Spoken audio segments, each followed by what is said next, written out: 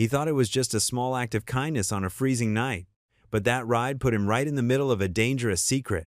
She was running from something. Powerful people wanted her found and silenced.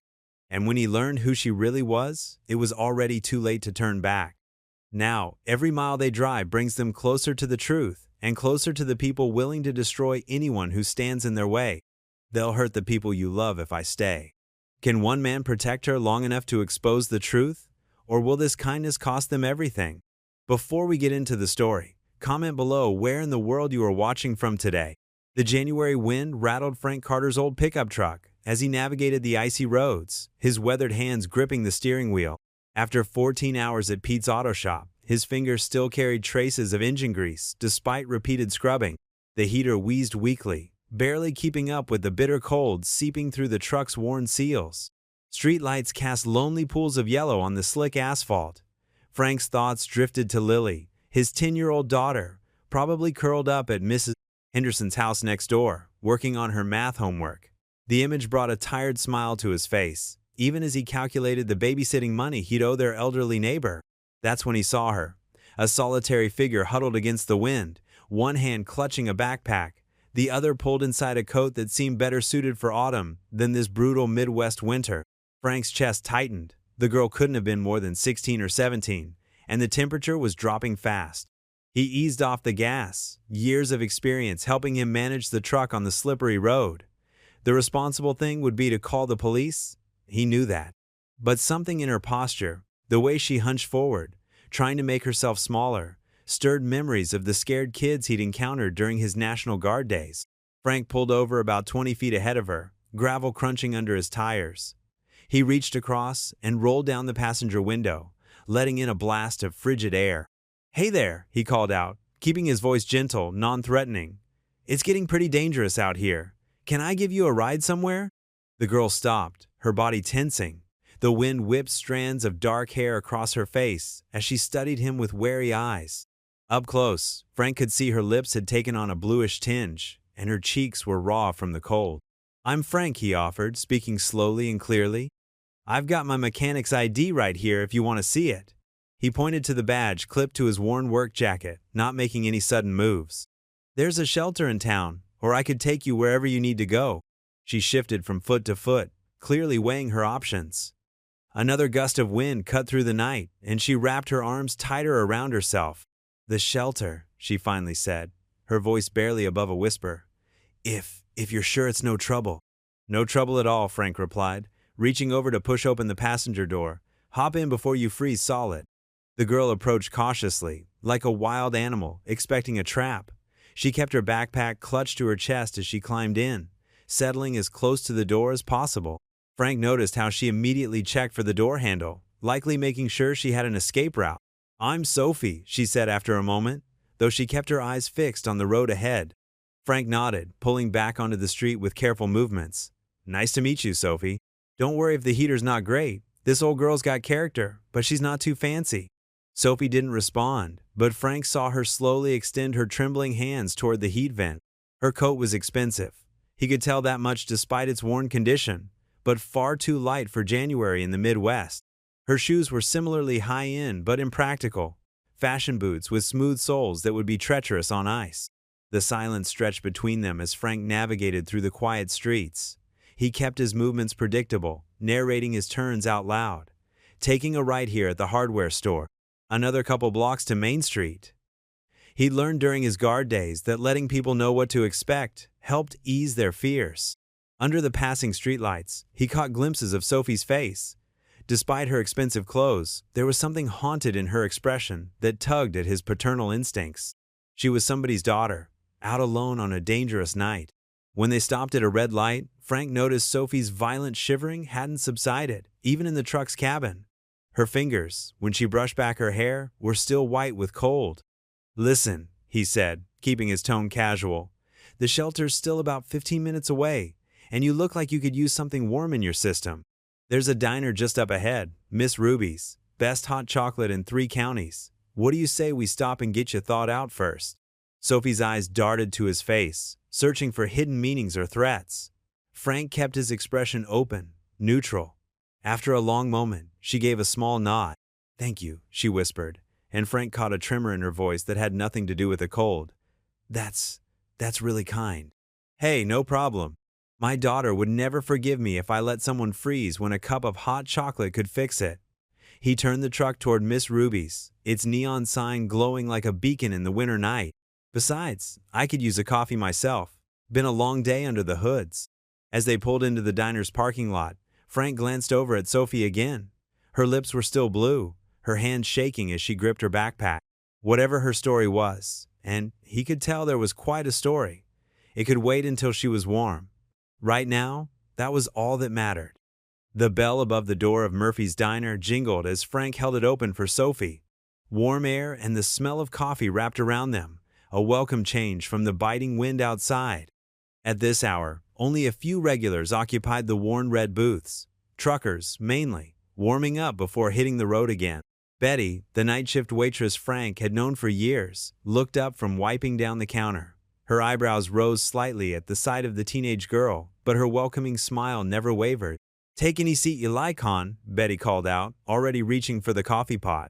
Frank guided Sophie to a booth near the radiator, noticing how she chose the seat facing the door. The vinyl cushions squeaked as she slid in, her backpack clutched tight against her chest.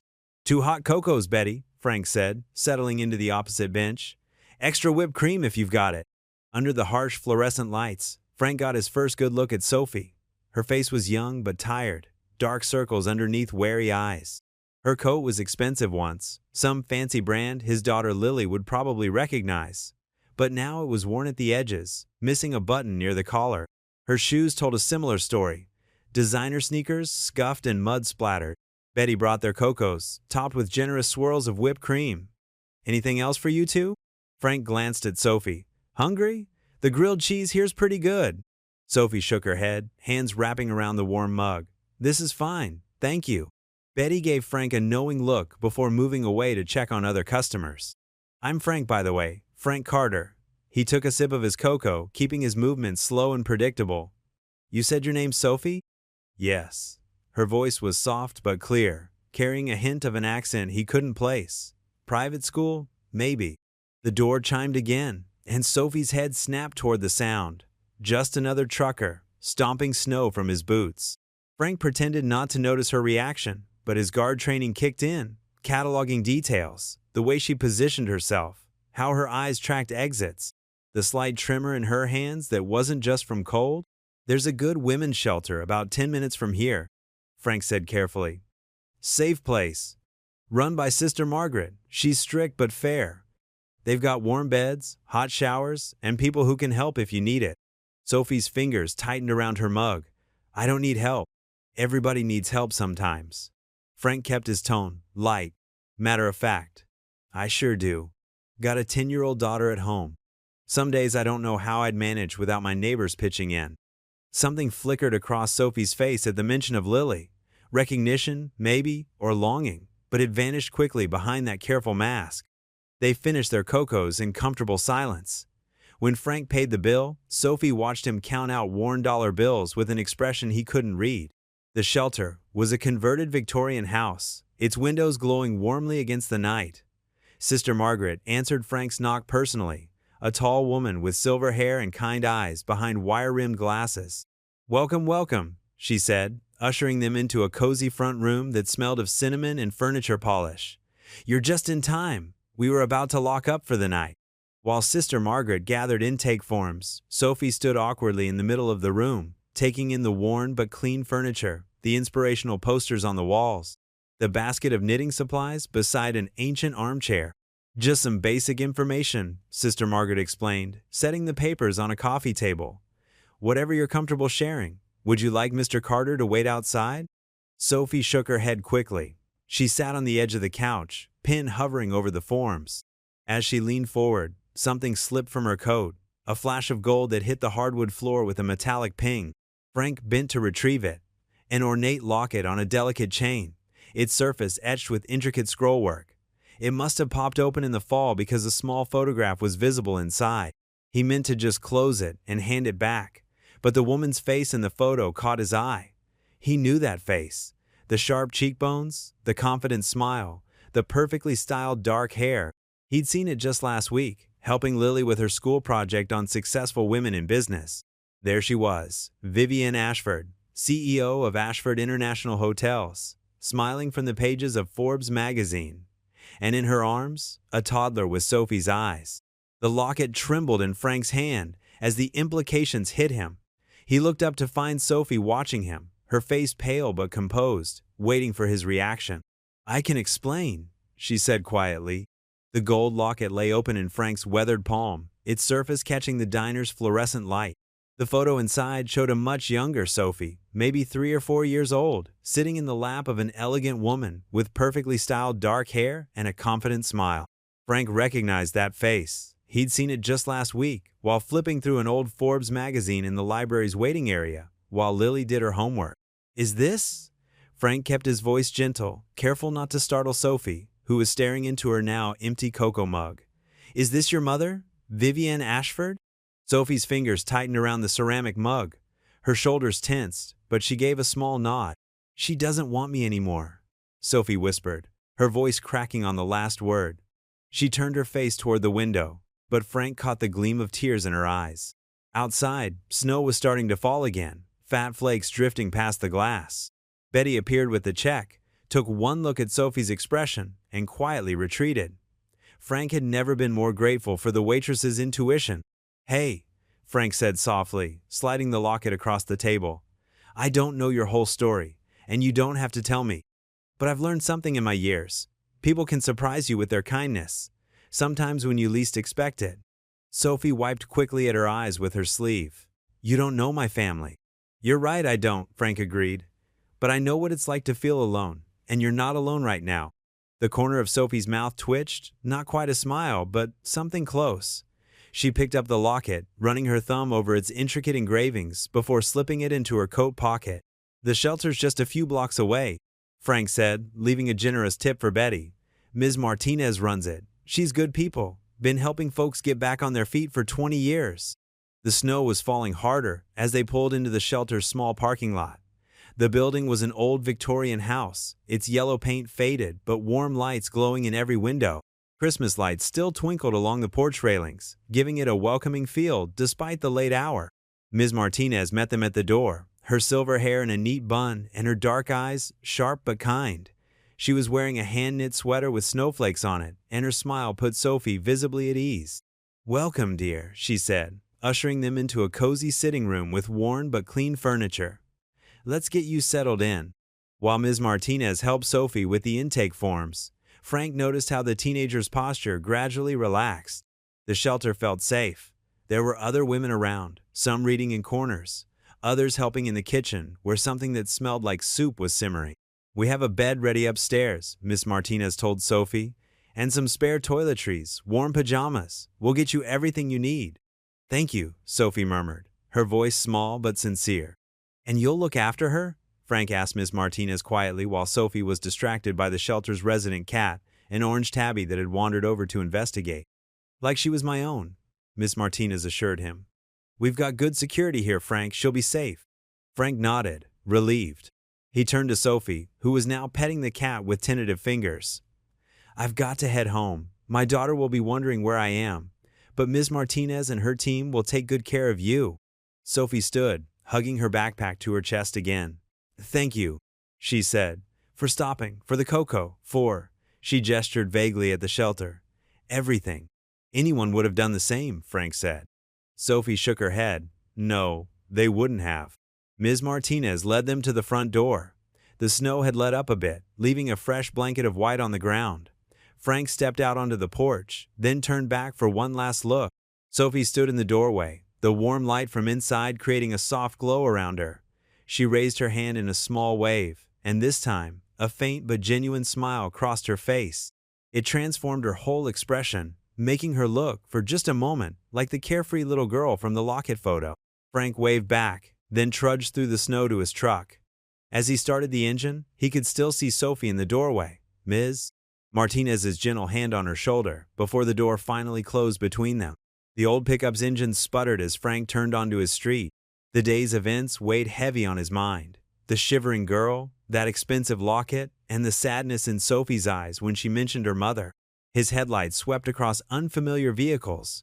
Two black SUVs parked across from his modest single-story house, their tinted windows reflecting the streetlight.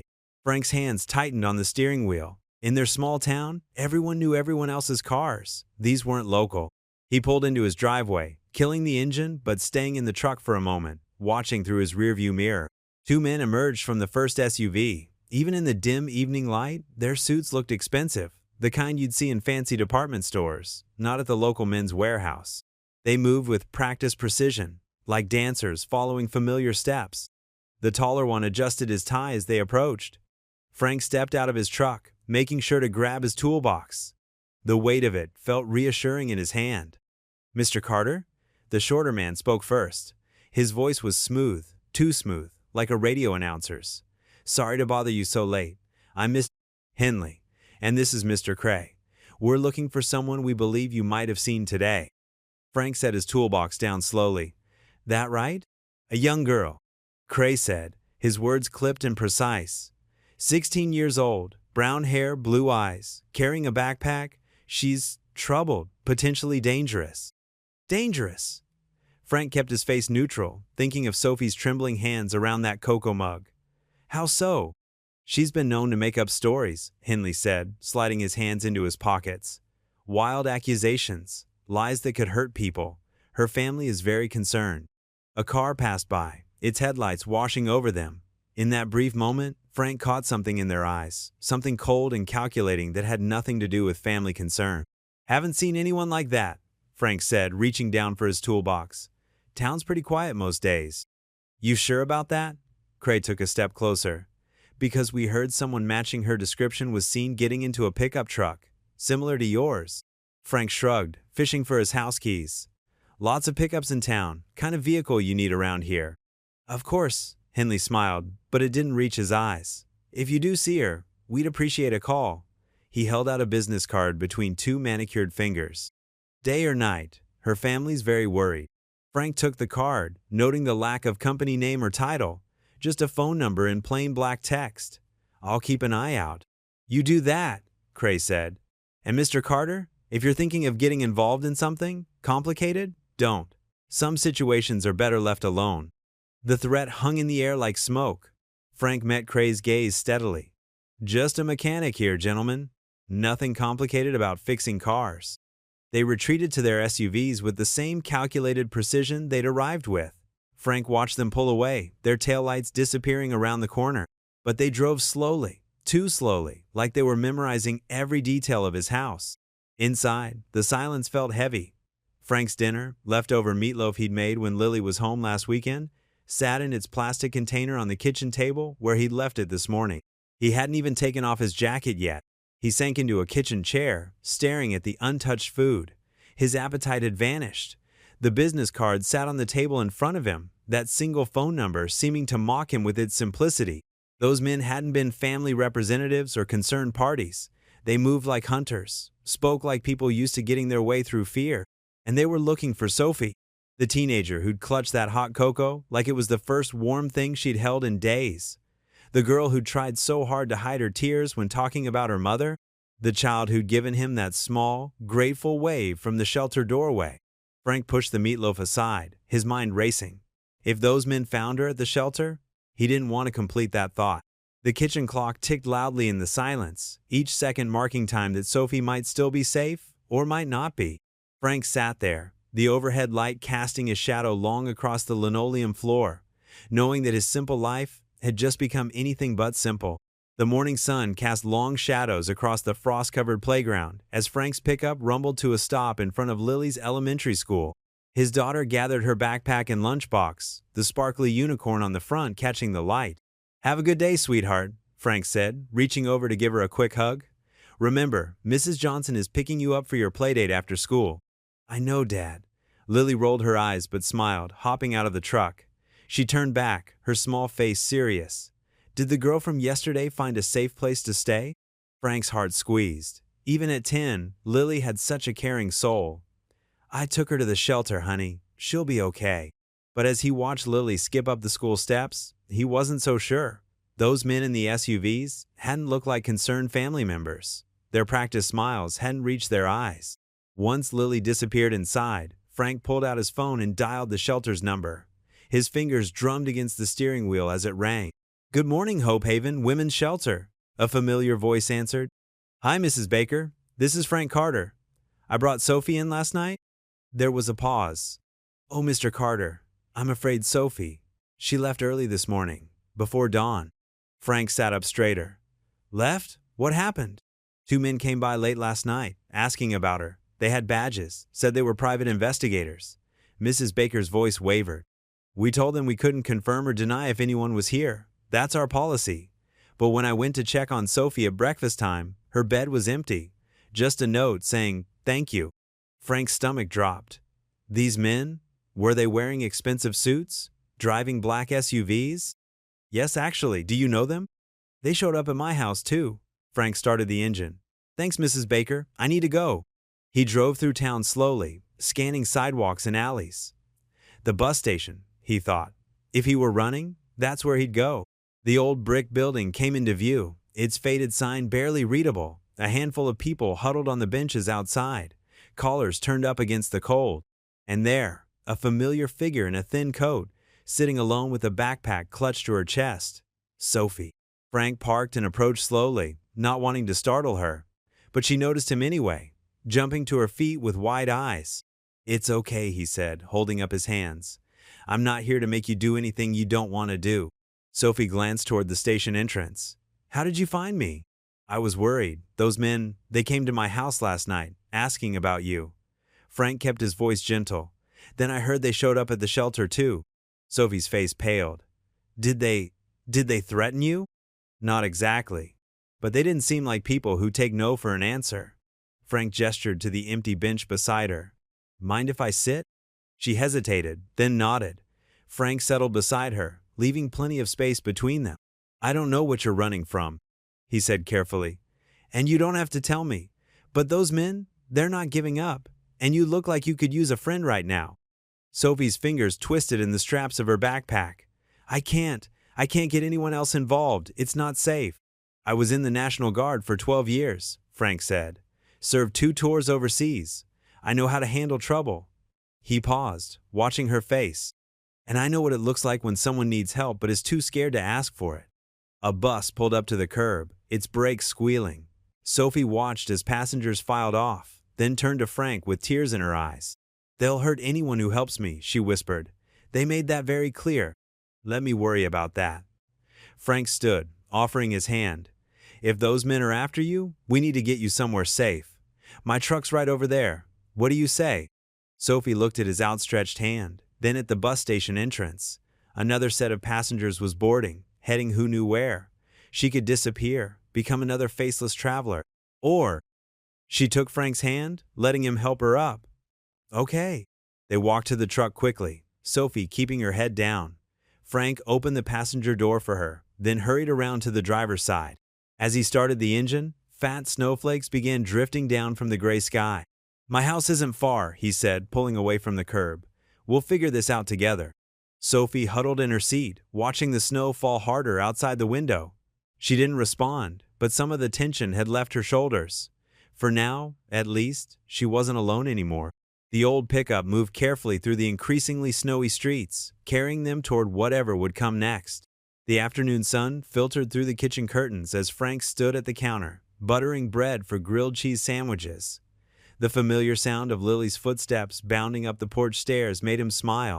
The door swung open, and his daughter's cheerful voice filled the small house. "Dad, I got an A on my math test." Lily's triumphant announcement stopped short when she noticed Sophie sitting quietly on their worn living room couch. Her backpack dropped to the floor with a soft thud. Sophie gave a small wave, her shoulders tense. "Hi." Frank watched as his daughter's surprise transformed into a warm smile. "You're the girl from Dad's truck." "I'm Lily." She plopped down next to Sophie without hesitation, pulling out her homework folder. "Do you like math? I have fractions to do tonight." Sophie's rigid posture softened slightly. "Actually, I'm pretty good at fractions." She scooted closer to look at Lily's worksheet. "Want some help?" Frank turned back to the stove, hiding his relief at how naturally the girls were connecting. The butter sizzled as he laid the first sandwich in the pan. Behind him, Sophie's quiet voice explained reducing fractions while Lily asked questions with her usual enthusiasm. See, if you divide both the top and bottom numbers by the same thing, it's like splitting a pizza into smaller pieces, Sophie explained. The pizza's still the same size, just cut differently. Oh, that makes way more sense than what Mrs. Cooper said, Lily exclaimed. Dad, Sophie explains math better than my teacher, Frank chuckled, flipping a perfectly golden brown sandwich onto a plate. That's great, sweetheart. How about you two wash up? Dinner's almost ready. The girls cleared Lily's homework from the coffee table as Frank set out plates and napkins. It felt strangely normal, like Sophie had always been part of their evening routine. But when they sat down to eat, Frank noticed how she took small, careful bites, as if afraid to seem too hungry. These are really good, Sophie said softly, breaking the comfortable silence. We never had grilled cheese at home. The cook always made fancy things I couldn't pronounce. Lily's eyes widened. You had a cook? Like in the movies? Sophie nodded, picking at the crust of her sandwich. And maids, and drivers, and security guards. Her voice grew quieter. But nobody really talked to me, except to tell me what to do or what not to do. Frank watched as she set down her sandwich, her hands trembling slightly. After my mom married Richard, my stepfather, things got even worse. He had all these rules about proper behavior and family image. That sounds lonely, Lily said, reaching over to pat Sophie's hand. The simple gesture seemed to give Sophie courage. 2 weeks ago, I was looking for my phone charger in Richard's office. He was having a meeting in the hotel conference room next door. Sophie wrapped her arms around herself. The wall between the office and conference room is thin. I heard him talking about using our hotels for moving things. Bad things, money and other stuff that wasn't legal. Frank set down his own sandwich, listening intently as Sophie continued. When I asked him about it later, he got really angry. Said I was being nosy and disrespectful. Sophie's voice cracked. The next morning, 2 men came to take me to a boarding school in Switzerland. They wouldn't even let me say goodbye to my mom. Lily gasped. That's awful. Did you run away from the school? Sophie nodded.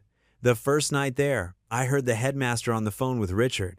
They were talking about behavior modification and breaking stubborn spirits. I knew I had to leave. She looked down at her half-eaten sandwich. I took money from my trust fund account and bought a bus ticket back to the States.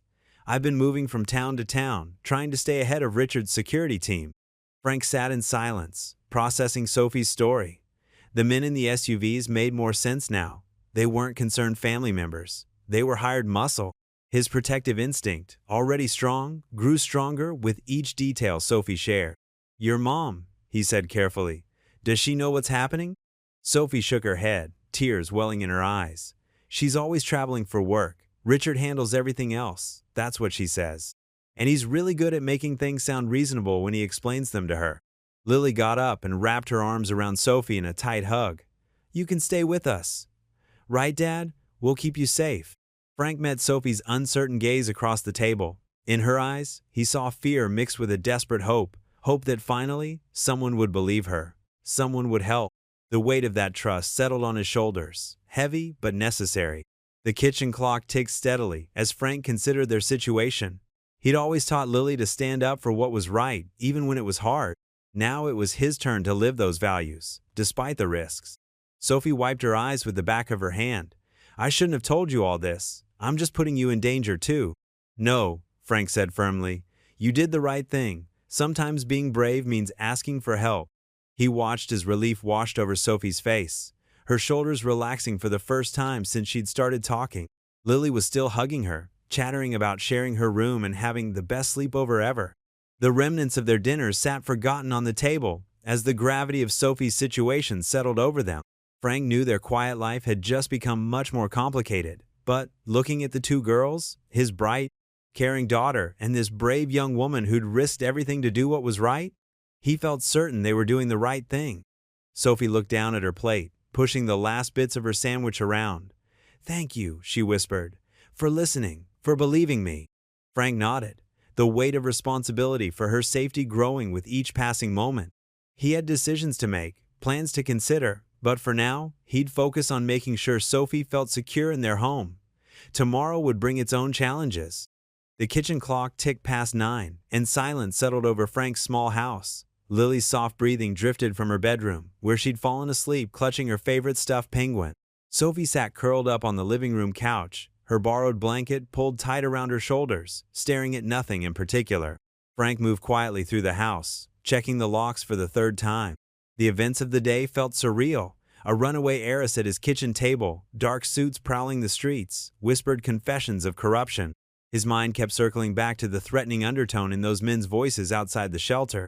A sharp knock cut through the quiet. Sophie's head snapped up, her face draining of color. Frank held up a steadying hand and crept to the window.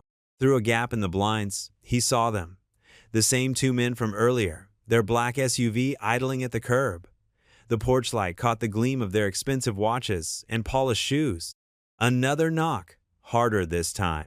"Don't answer it," Sophie whispered, her voice barely audible. She'd pulled her knees to her chest, making herself as small as possible. Frank stayed perfectly still, watching. The taller man raised his hand to knock again but paused. They exchanged looks, then the shorter one pulled something from his coat pocket. Frank heard the soft scrape of paper being pushed under his door. Through the window, he watched them return to their vehicle. The SUV's engine growled as it pulled away, its taillights disappearing around the corner. Only then did Frank move to retrieve what they'd left. It was a plain white business card. No names, no company logo, just a phone number printed in stark black ink and 5 words. "Call us before it's too late." Sophie appeared at his elbow, trembling as she read the card. "They won't stop," she said, wrapping her arms around herself. "My stepfather, he has people everywhere. Private security, former military." Her voice cracked. "I can't go back there. Please don't make me go back." Frank studied the card, then slowly tore it into tiny pieces. "Nobody's making you go anywhere you don't want to," he said firmly. The protective instinct that had first made him stop for her on that snowy road surged stronger than ever. He went to the kitchen and pulled out an old road atlas from under the junk drawer. The pages were coffee-stained and dog-eared, but the maps were still good. "I've got a friend," he said, spreading the atlas on the counter. "Lives about 3 hours north, runs a small farm. We stayed there once when Lily was little, and our furnace died in the middle of winter." Sophie stepped closer, hope flickering across her face. "You'd really help me leave?" "Those men aren't going to stop coming around," Frank said, tracing a route with his finger. "And I don't trust their intentions. We need to get you somewhere safe while we figure this out." He glanced toward Lily's room. "My daughter's safety comes first, which means I can't have dangerous people showing up at our door." "I'm so sorry," Sophie whispered. "I never meant to put you in danger. I can try to leave on my own." "Not happening," Frank cut her off gently. "You're just a kid, and you need help. Sometimes doing the right thing means taking a risk." He smiled slightly. "Besides, Lily would never forgive me if I let anything happen to her new math tutor." Sophie managed a weak smile at that. Earlier, she'd helped Lily understand fractions using cookie pieces as examples. The memory of their laughter seemed to belong to a different world now. Frank pulled out his ancient flip phone. "I'm going to call my friend. Then we need to pack just essentials. We'll leave before sunrise, while it's still dark." He paused. "You should try to get some sleep. There's a spare blanket in the hall closet, and you can use the couch." But Sophie shook her head. "I don't think I can sleep." Frank understood. He'd seen that same haunted look in soldiers' eyes during his National Guard days, the tension of waiting for the other shoe to drop. "Then help me make a list of what we need to pack," he said, pulling out a notepad. Sometimes having a task helps. They worked quietly, Frank jotting down necessities while keeping one eye on the window. Warm clothes, first aid kit, some non-perishable food, his emergency cash from the coffee can above the fridge, Lily's school books, they might be gone a while. The business card's warning echoed in his mind. Before it's too late. Too late for what? The threat felt like a physical weight in the room. Around 11, Frank caught Sophie stifling a yawn. "Try to rest," he insisted. "Even if you can't sleep, just lie down for a while. I'll keep watch." She nodded reluctantly and curled up on the couch. Frank draped the spare blanket over her, noting how young and vulnerable she looked in the dim light. Hard to believe this girl held secrets that could shake a corporate empire. While Sophie rested, Frank moved silently through the house, gathering supplies into his old military duffel bag. He wrote a note to his boss at the garage, claiming a family emergency. Another note for Mrs. Henderson next door, asking her to feed the cat. Every few minutes, he checked the street through the windows. No more black SUVs, but the night felt charged with tension, like the air before a storm. Finally, he settled into his armchair, keeping vigil as the hours crept by. The business card's pieces lay in the kitchen trash, but its message burned in his mind. They were out of time. At dawn, they would have to run. The old alarm clock barely had time to buzz before Frank's hand silenced it. 4:30 in the morning, and the world outside was still pitch black. He'd barely slept, spending most of the night planning their route and checking every sound. Moving quietly through the dark house, Frank gathered the emergency bags he'd packed earlier, clothes, basic supplies, and the cash he'd been saving for house repairs. He gently pushed open Lily's door, where a small nightlight cast star-shaped patterns on the ceiling. "Hey, sweetheart," he whispered, sitting on the edge of her bed. "Time to wake up." Lily stirred, rubbing her eyes. "Daddy? It's still dark." "We're going on a special road trip," Frank said, keeping his voice light and steady. "Like an adventure. Remember how you always wanted to see the sunrise from the road?" That got her attention. Lily sat up, her tangled hair framing her sleepy face. "Really? Now?" "Right now, but we need to be super quiet, okay? Like ninjas." In the living room, Sophie was already awake, or maybe she hadn't slept at all. She sat perched on the edge of the couch, her backpack clutched close. Her face was pale in the dim light, but her eyes were alert and watchful. "Ready?" Frank asked softly. Sophie nodded, pulling on her coat. She helped Lily tie her shoes while Frank did one last check of the house. The card with the phone number still lay on the kitchen counter where he'd left it. He pocketed it. Might be useful later. They slipped out through the back door, their footsteps crunching in the fresh snow. Frank's old pickup sat waiting, frost coating its windows. He helped Lily into the middle seat while Sophie climbed in on the passenger side. The engine coughed once, then rumbled to life. As they pulled away from the house, Frank watched the rearview mirror carefully. No headlights followed them down the empty streets. Lily dozed off again, her head resting against Sophie's shoulder. Sophie stayed awake, rigid and alert, watching the familiar buildings of town slide past into darkness. The sky was just beginning to lighten when they crossed the county line. Frank relaxed his grip on the steering wheel slightly. They drove in silence as the world slowly brightened around them, snow-covered fields stretching out on either side of the highway. 2 towns over, when the sun was properly up, Frank pulled into the parking lot of a cheerful-looking diner called Mary's Morning Glory. The smell of coffee and bacon drifted out when they opened the door, and a bell jingled overhead. "Welcome in," called a waitress, leading them to a booth by the window. Lily, now fully awake and excited about their adventure, slid in next to Sophie. "Can I have chocolate chip pancakes?" Lily asked, already studying the kids' menu intently. "Sure can, sweetheart." Frank smiled, but his eyes were scanning the other customers, just a few early morning regulars, no suits in sight. While they waited for their food, Frank excused himself to make a phone call. In the diner's small entrance vestibule, he pulled out his cell phone and dialed a number he hadn't used in years, hoping it was still good. 3 rings, then a familiar voice. Heiress speaking. "Tom, it's Frank Carter." A pause, then warmth filled the voice. "Frank? Man, it's been, 3 years? How are you?" "I need your help, Tom. It's complicated, and it's serious." The warmth was replaced by professional focus. Tom had always been good at reading tone. "Tell me." Frank kept his voice low, glancing occasionally through the window at their booth. "I've got Vivienne Ashford's daughter in my truck. She ran away from home after overhearing something about illegal dealings in her family's hotels. Now there are men looking for her, and they're not the friendly type." A low whistle from the other end. "The Ashford hotel chain? That's big business, Frank." "I know. But this girl's scared, Tom. Really scared.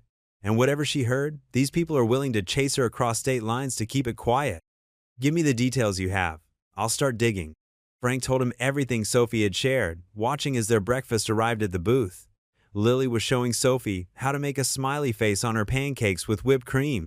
"I'll need to verify her identity," Tom said when Frank finished. "And we'll need proof of whatever she heard. But if this is real," he let out a breath, "this could be huge." "Just be careful, Tom. These people don't mess around. You know me. Careful's my middle name. Keep your phone on, but maybe get a burner too. I'll call when I have something." Back at the booth, Frank slid in across from the girls. Sophie had barely touched her food, but she was smiling at something Lily was saying about her pancake art. Everything okay? Sophie asked quietly when Lily was distracted by the small jukebox on their table. Yeah, that was an old friend. He's gonna help us figure this out.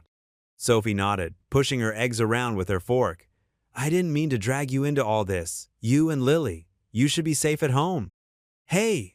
Frank leaned forward, his voice gentle but firm. You didn't drag us anywhere. I chose to help because it was the right thing to do. Sometimes doing the right thing isn't easy, but that doesn't make it any less right. Tears welled up in Sophie's eyes, but she blinked them back quickly. Lily, oblivious to the heavy moment, was happily explaining to her paper placemat why purple was definitely the best color for coloring unicorns. After breakfast, they got back on the highway. The morning sun made the snow-covered landscape glitter like diamond dust. Lily had dozed off again, this time leaning against Frank's arm.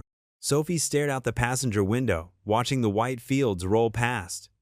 Her voice was so soft, Frank almost missed it when she whispered, Thank you for not leaving me. The gravel crunched under the truck's tires as Frank turned onto Martha Bennett's long driveway. The two-story farmhouse came into view, its white paint weathered but well-maintained, smoke curling from the brick chimney against the gray morning sky. A few chickens pecked their way across the yard, unbothered by the approaching vehicle. Martha stood on the wraparound porch, her silver hair pulled back in a neat bun, wearing a thick cardigan against the morning chill. Her warm smile creased the corners of her eyes as she watched them park. Frank Carter, she called out. It's been too long. She made her way down the porch steps with the careful movements of someone who knew their limitations but refused to be slowed by them. Frank helped Lily hop down from the truck. Martha, thank you for this. I know it's a lot to ask. Nonsense. Martha cut him off, waving away his concerns. Any friend of yours is welcome here. Her kind eyes settled on Sophie, who hung back slightly behind Frank. And you must be Sophie.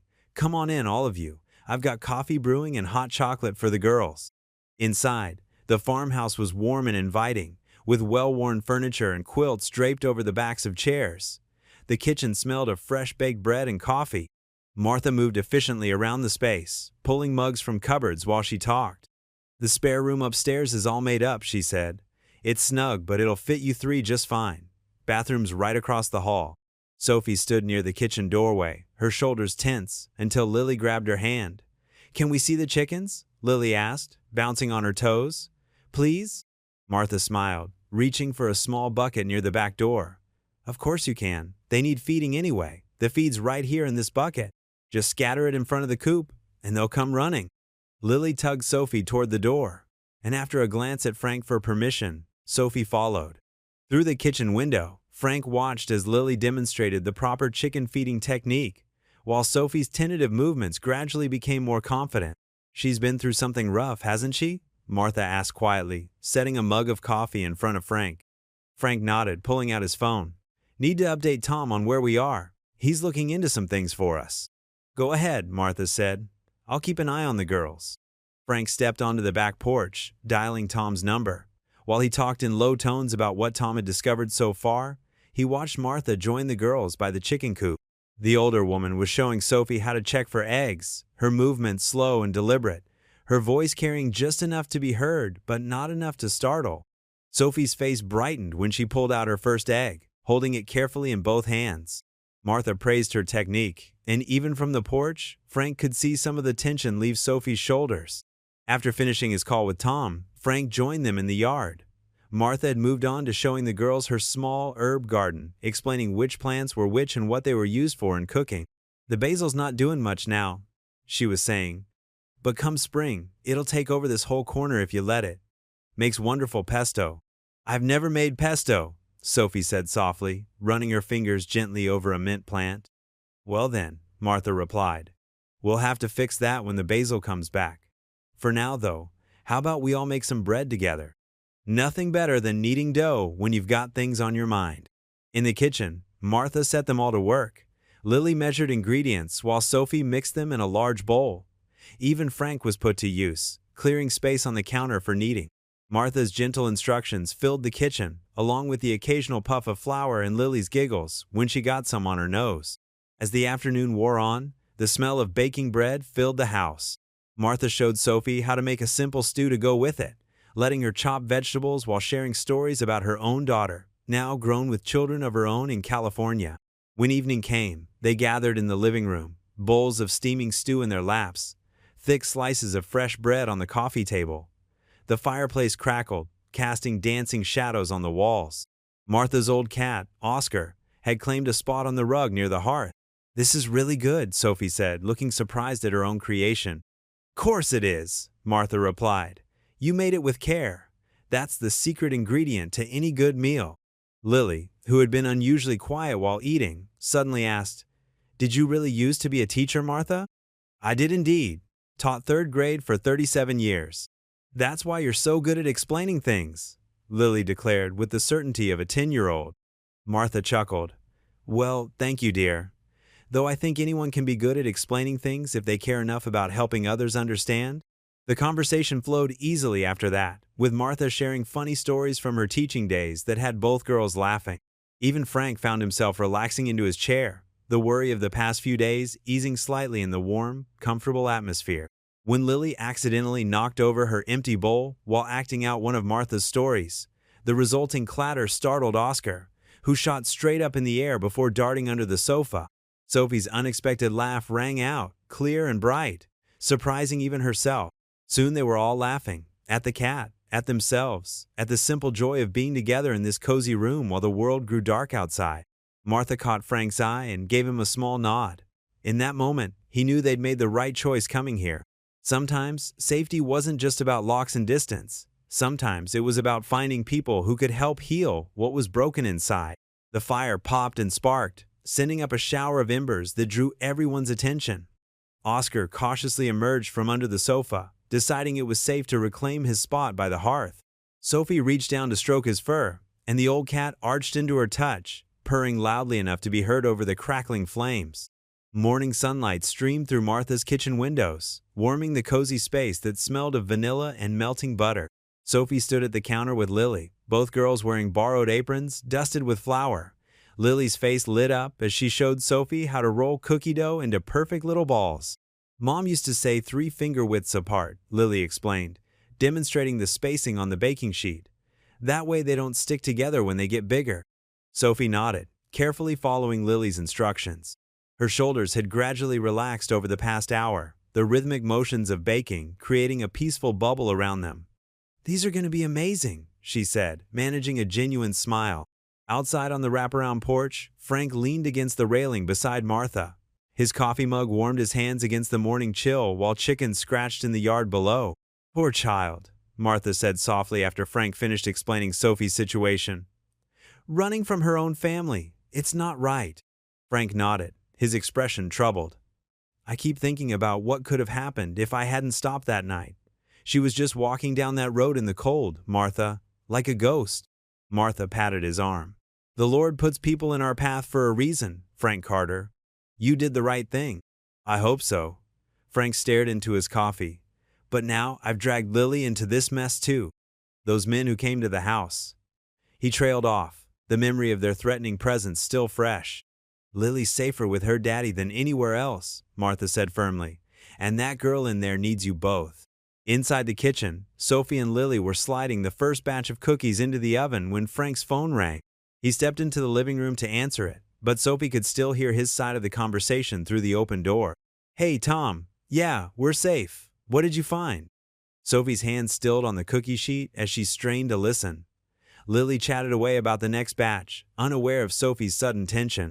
"Shell companies?" Frank's voice grew quieter, but Sophie could still make out fragments. "Connected to organized crime, hotel properties, money laundering?" The blood drained from Sophie's face. She had suspected things were bad, but hearing it confirmed made her stomach twist. Lily noticed her expression. "Are you okay?" the younger girl asked. "You look kind of sick." Sophie forced a smile. "Just worried about burning the cookies," she said, but her hand shook slightly as she reached for more dough. When Frank returned to the kitchen, Sophie was quiet, mechanically forming cookie balls, while Lily chattered about wanting to feed the chickens later. Martha had gone to tend her garden, leaving the 3 of them alone with the sweet smell of baking. "These look wonderful," Frank said, trying to keep his tone light despite the worry lines around his eyes. "You two make quite a team." Lily beamed, but Sophie set down her spoon and wiped her hands on her apron. "Mr. Carter?" Her voice was barely above a whisper. "Can I talk to you for a minute?" Frank nodded, following her to the living room while Lily stayed to watch the cookies through the oven window. Sophie's fingers twisted together nervously as she glanced toward the kitchen to make sure Lily couldn't hear. "I heard some of your phone call," she admitted, "about the shell companies and everything else."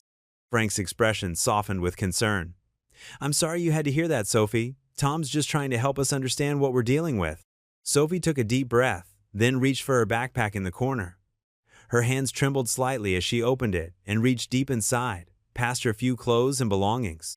From a hidden pocket in the lining, she pulled out a small black USB drive. "I didn't just overhear things at home," she said quietly.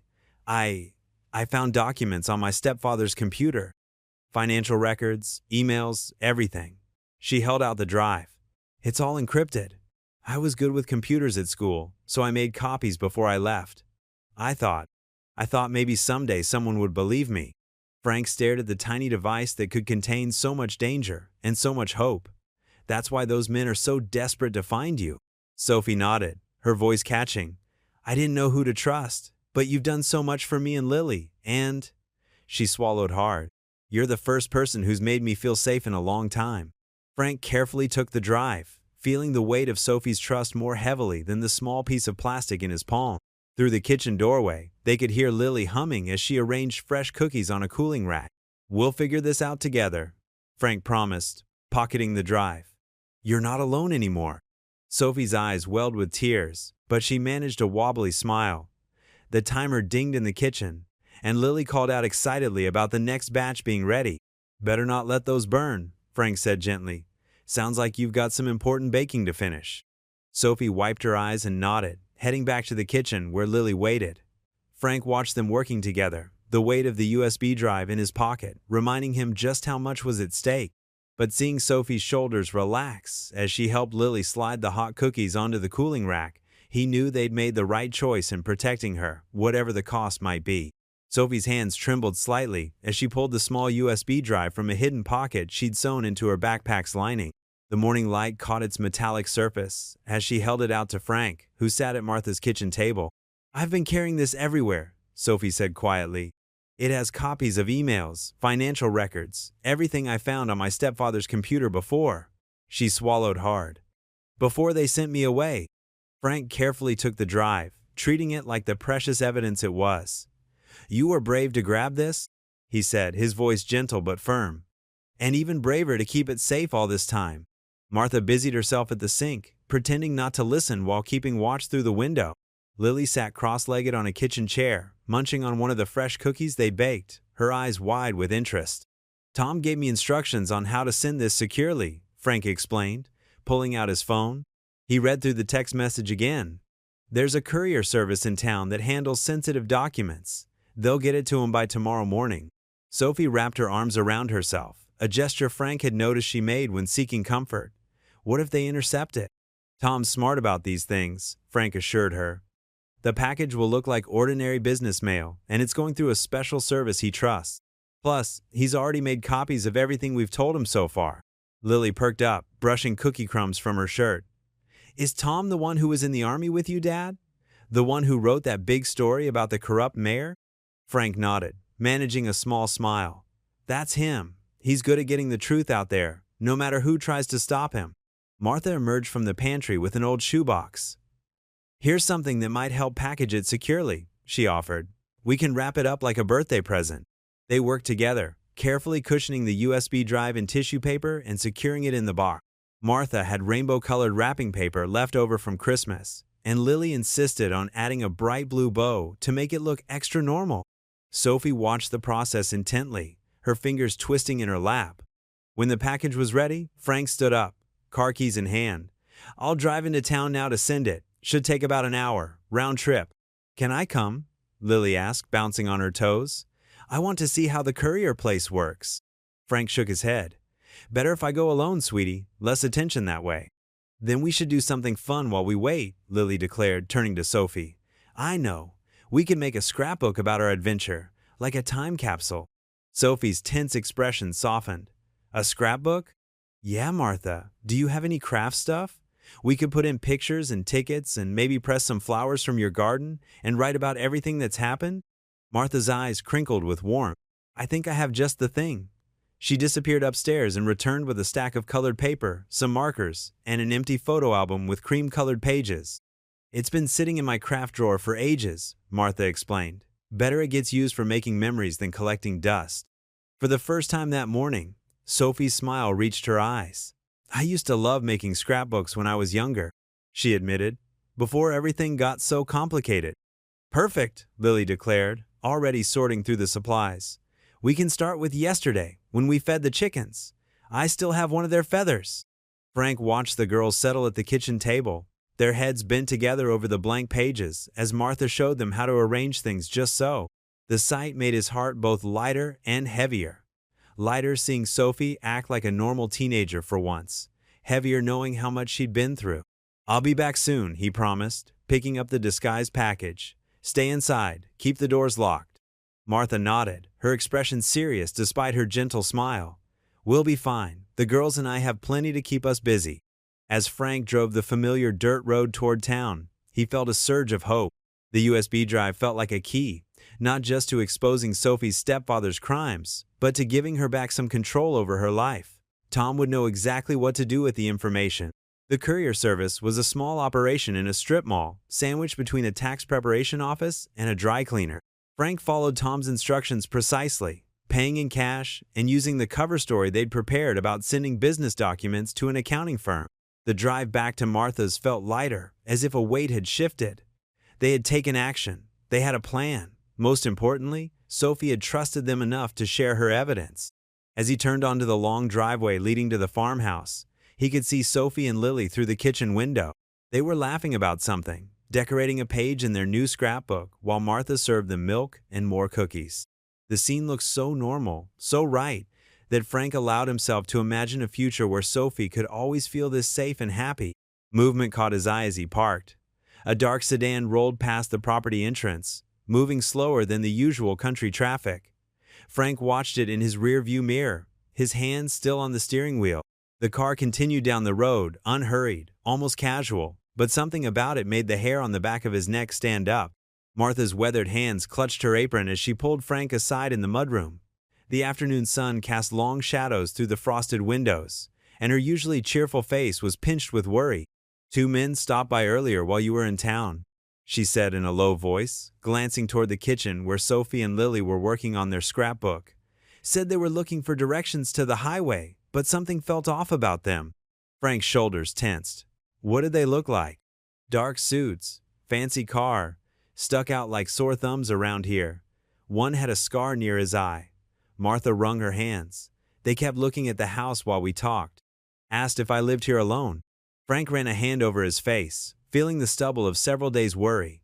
The familiar weight of responsibility settled deeper into his chest. "Did they say anything else?" "Asked if I'd seen any travelers passing through. Said they were looking for their boss's daughter." Martha's voice dropped even lower. "I played dumb. Told them I hadn't seen anyone but the mailman in days." Through the doorway, Frank could see Sophie helping Lily paste photos into their makeshift scrapbook. They'd used Martha's old magazines and craft supplies to create colorful borders around pictures they'd taken with Frank's phone. Sophie was smiling, showing Lily how to make paper flowers for decoration. The sight made his heart ache. This brief peace they'd found was about to be disrupted again. "We need to move," Frank said quietly. "Tonight, after Lily's asleep, I won't put you at risk by staying longer." Martha gripped his arm. "You don't have to go. My property's big. We could hide the truck in the old barn, and—" Frank shook his head. "Those men showing up means they're closing in. They might come back with more people or watch the house. We need to keep moving." In the kitchen, Lily's delighted laugh rang out as Sophie showed her how to fold an origami bird. The sound twisted something in Frank's chest. His daughter had grown so attached to Sophie in just these few days. "At least stay for dinner," Martha insisted. "I'll make my chicken and dumplings. Give the girls one more good meal before you go." Frank nodded, knowing they could use the energy for the road ahead. "Thank you, Martha, for everything." The afternoon passed in a blur of forced normalcy. Martha bustled around the kitchen, showing Sophie how to roll out dumpling dough while Lily set the table with the good plates, the ones with tiny painted flowers around the edges. Frank kept watch through the windows, noting every passing car. During dinner, he caught Sophie's eye and gave a slight nod. Her face fell for just a moment before she covered it with a smile. helping Lily tell a story about the chickens they'd fed that morning. She understood what was coming. Martha outdid herself with dinner, serving seconds and then slipping extra cookies into napkins for later. When Lily started yawning over her dessert, Frank carried her up to the guest room they'd been using. She fell asleep quickly, still wearing her favorite purple sweater. Once Lily's breathing had deepened into sleep, Frank eased out of the room. He found Sophie already in the hallway, her backpack packed and ready. They moved silently through the house, gathering their few belongings. In the kitchen, Martha pressed a paper bag into Frank's hands. "Sandwiches for the road," she whispered. "And there's cash in there too. Don't argue with me about it." Sophie hugged Martha tightly, burying her face in the older woman's shoulder for a moment. When she stepped back, both of them were wiping away tears. Frank took out a notepad from Martha's drawer and wrote a quick note. "Thank you for everything. We'll never forget your kindness. F.S.L." He left it propped against the cookie jar where Martha would find it in the morning. The old farmhouse creaked softly around them as they made their final preparations to leave. Martha stood at the kitchen window, one hand pressed against the glass, as Frank carried a sleeping Lily to the truck. Sophie followed with their bags, taking one last look at the warm kitchen that had been their sanctuary, even if just for a little while. The neon sign of the Valley View Motel buzzed and flickered against the dark sky, casting alternating shadows of red and blue through the thin curtains. Frank sat in a worn armchair near the window, his body tense despite his exhaustion. Every passing car made him glance through the gap in the curtains, watching headlights sweep across the nearly empty parking lot. They'd driven for hours after leaving Martha's, taking back roads and switching directions several times to throw off any tail. Lily had fallen asleep in the back seat, her head resting against Sophie's shoulder. Now both girls were curled up on one of the twin beds, Lily still clutching the scrapbook they'd started at the farm. The room was small but clean, with faded flowered wallpaper and a dated TV bolted to the wall. Frank had checked every corner when they arrived, making sure the bathroom window was securely latched and testing both locks on the door. He'd parked the truck where he could see it clearly from their second-floor room. Sophie tossed and turned on the bed, her face troubled even in sleep. The past few days had taken their toll. Dark circles shadowed her eyes, and her shoulders remained tight with tension even as she rested. She'd barely touched the sandwich they'd picked up from a drive-thru earlier. Frank's phone vibrated in his pocket, making him start. He answered it quickly, keeping his voice low. "Tom?" "Frank." Tom's voice crackled with static. "I've been going through the files from that USB drive. This is bigger than we thought. The money laundering operation at the hotels? That's just the tip of the iceberg." Frank moved closer to the bathroom, not wanting to wake the girls. "What do you mean?" "There's evidence of bribery, blackmail, connections to organized crime. Sophie's stepfather has his fingers in a lot of dirty pies. But I need Sophie's statement to verify some key details before I can publish. There are dates and locations that only she can confirm." Running a hand through his hair, Frank glanced at Sophie's sleeping form. "She's been through enough already, Tom." "I know. But her testimony could make the difference between this being a solid story and one they can sweep under the rug. These people have expensive lawyers, Frank. We need everything buttoned up tight." A car door slammed somewhere outside, and Frank moved back to the window, just a tired-looking couple checking into their room. He let out a breath he hadn't realized he'd been holding. "How soon do you need her statement?" he asked. "The sooner the better. Every hour we wait gives them more time to cover their tracks or get to her first." Tom paused. "Look, I'm in Cedar Rapids. Why don't you meet me tomorrow? I know a place, quiet, secure. She can tell me everything face to face." Frank considered their options. They couldn't keep running forever. Sooner or later, Sophie's stepfather's men would catch up to them, or the money would run out, or both. Getting her story out might be their best chance at keeping her safe. "Hold on," he said, then moved to gently wake Sophie. She startled awake, eyes wide with fear until she recognized him. "What's wrong?" "Nothing's wrong," he assured her quietly. "Tom's on the phone. He wants to meet tomorrow. Get your statement about everything you saw and heard. Would you be up for that?" Sophie sat up carefully, trying not to disturb Lily. She pulled her knees to her chest, making herself small. "Will it help? Really help?" "Tom thinks so. With your statement, he can publish the story.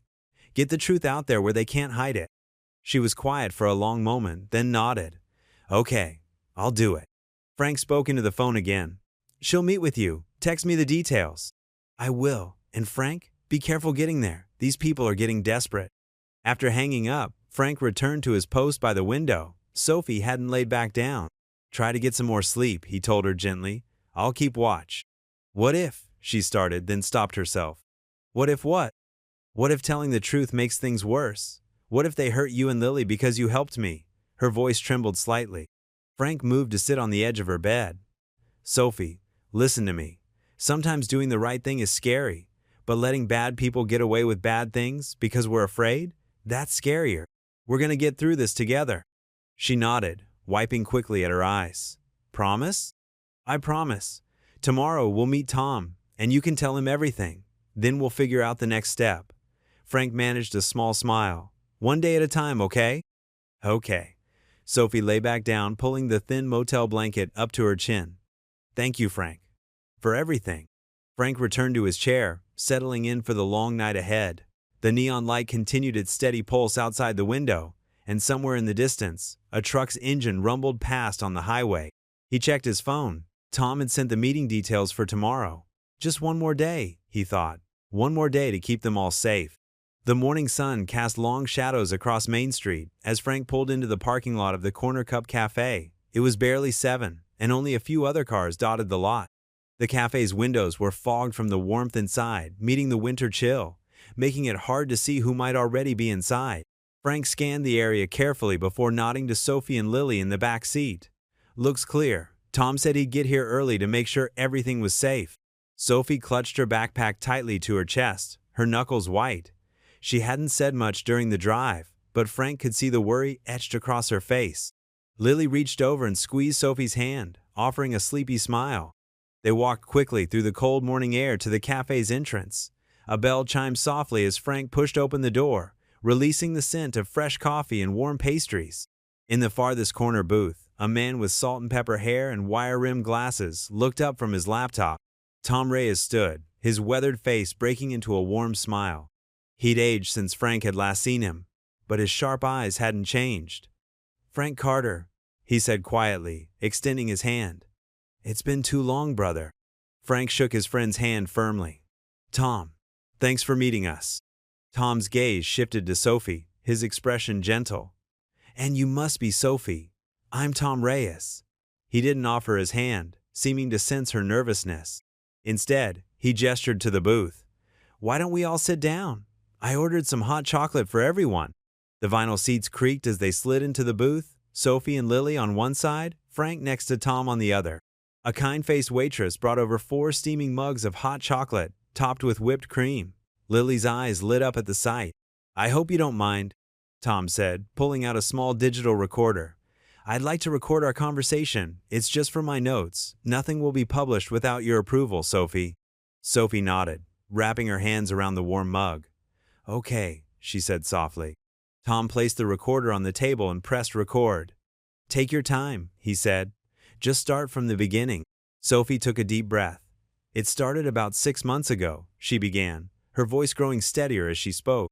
"I was supposed to be doing homework in my stepfather's home office. He had stepped out for a phone call, but his computer was still on." She paused, taking a sip of hot chocolate. A small dot of whipped cream stayed on her nose until Lily quietly handed her a napkin. The simple gesture made Sophie smile slightly before continuing. There was an email open on his screen. It had lists of names and numbers, huge numbers, millions of dollars, and locations of different hotels in our chain. At first, I thought it was just business stuff, but then I saw other things.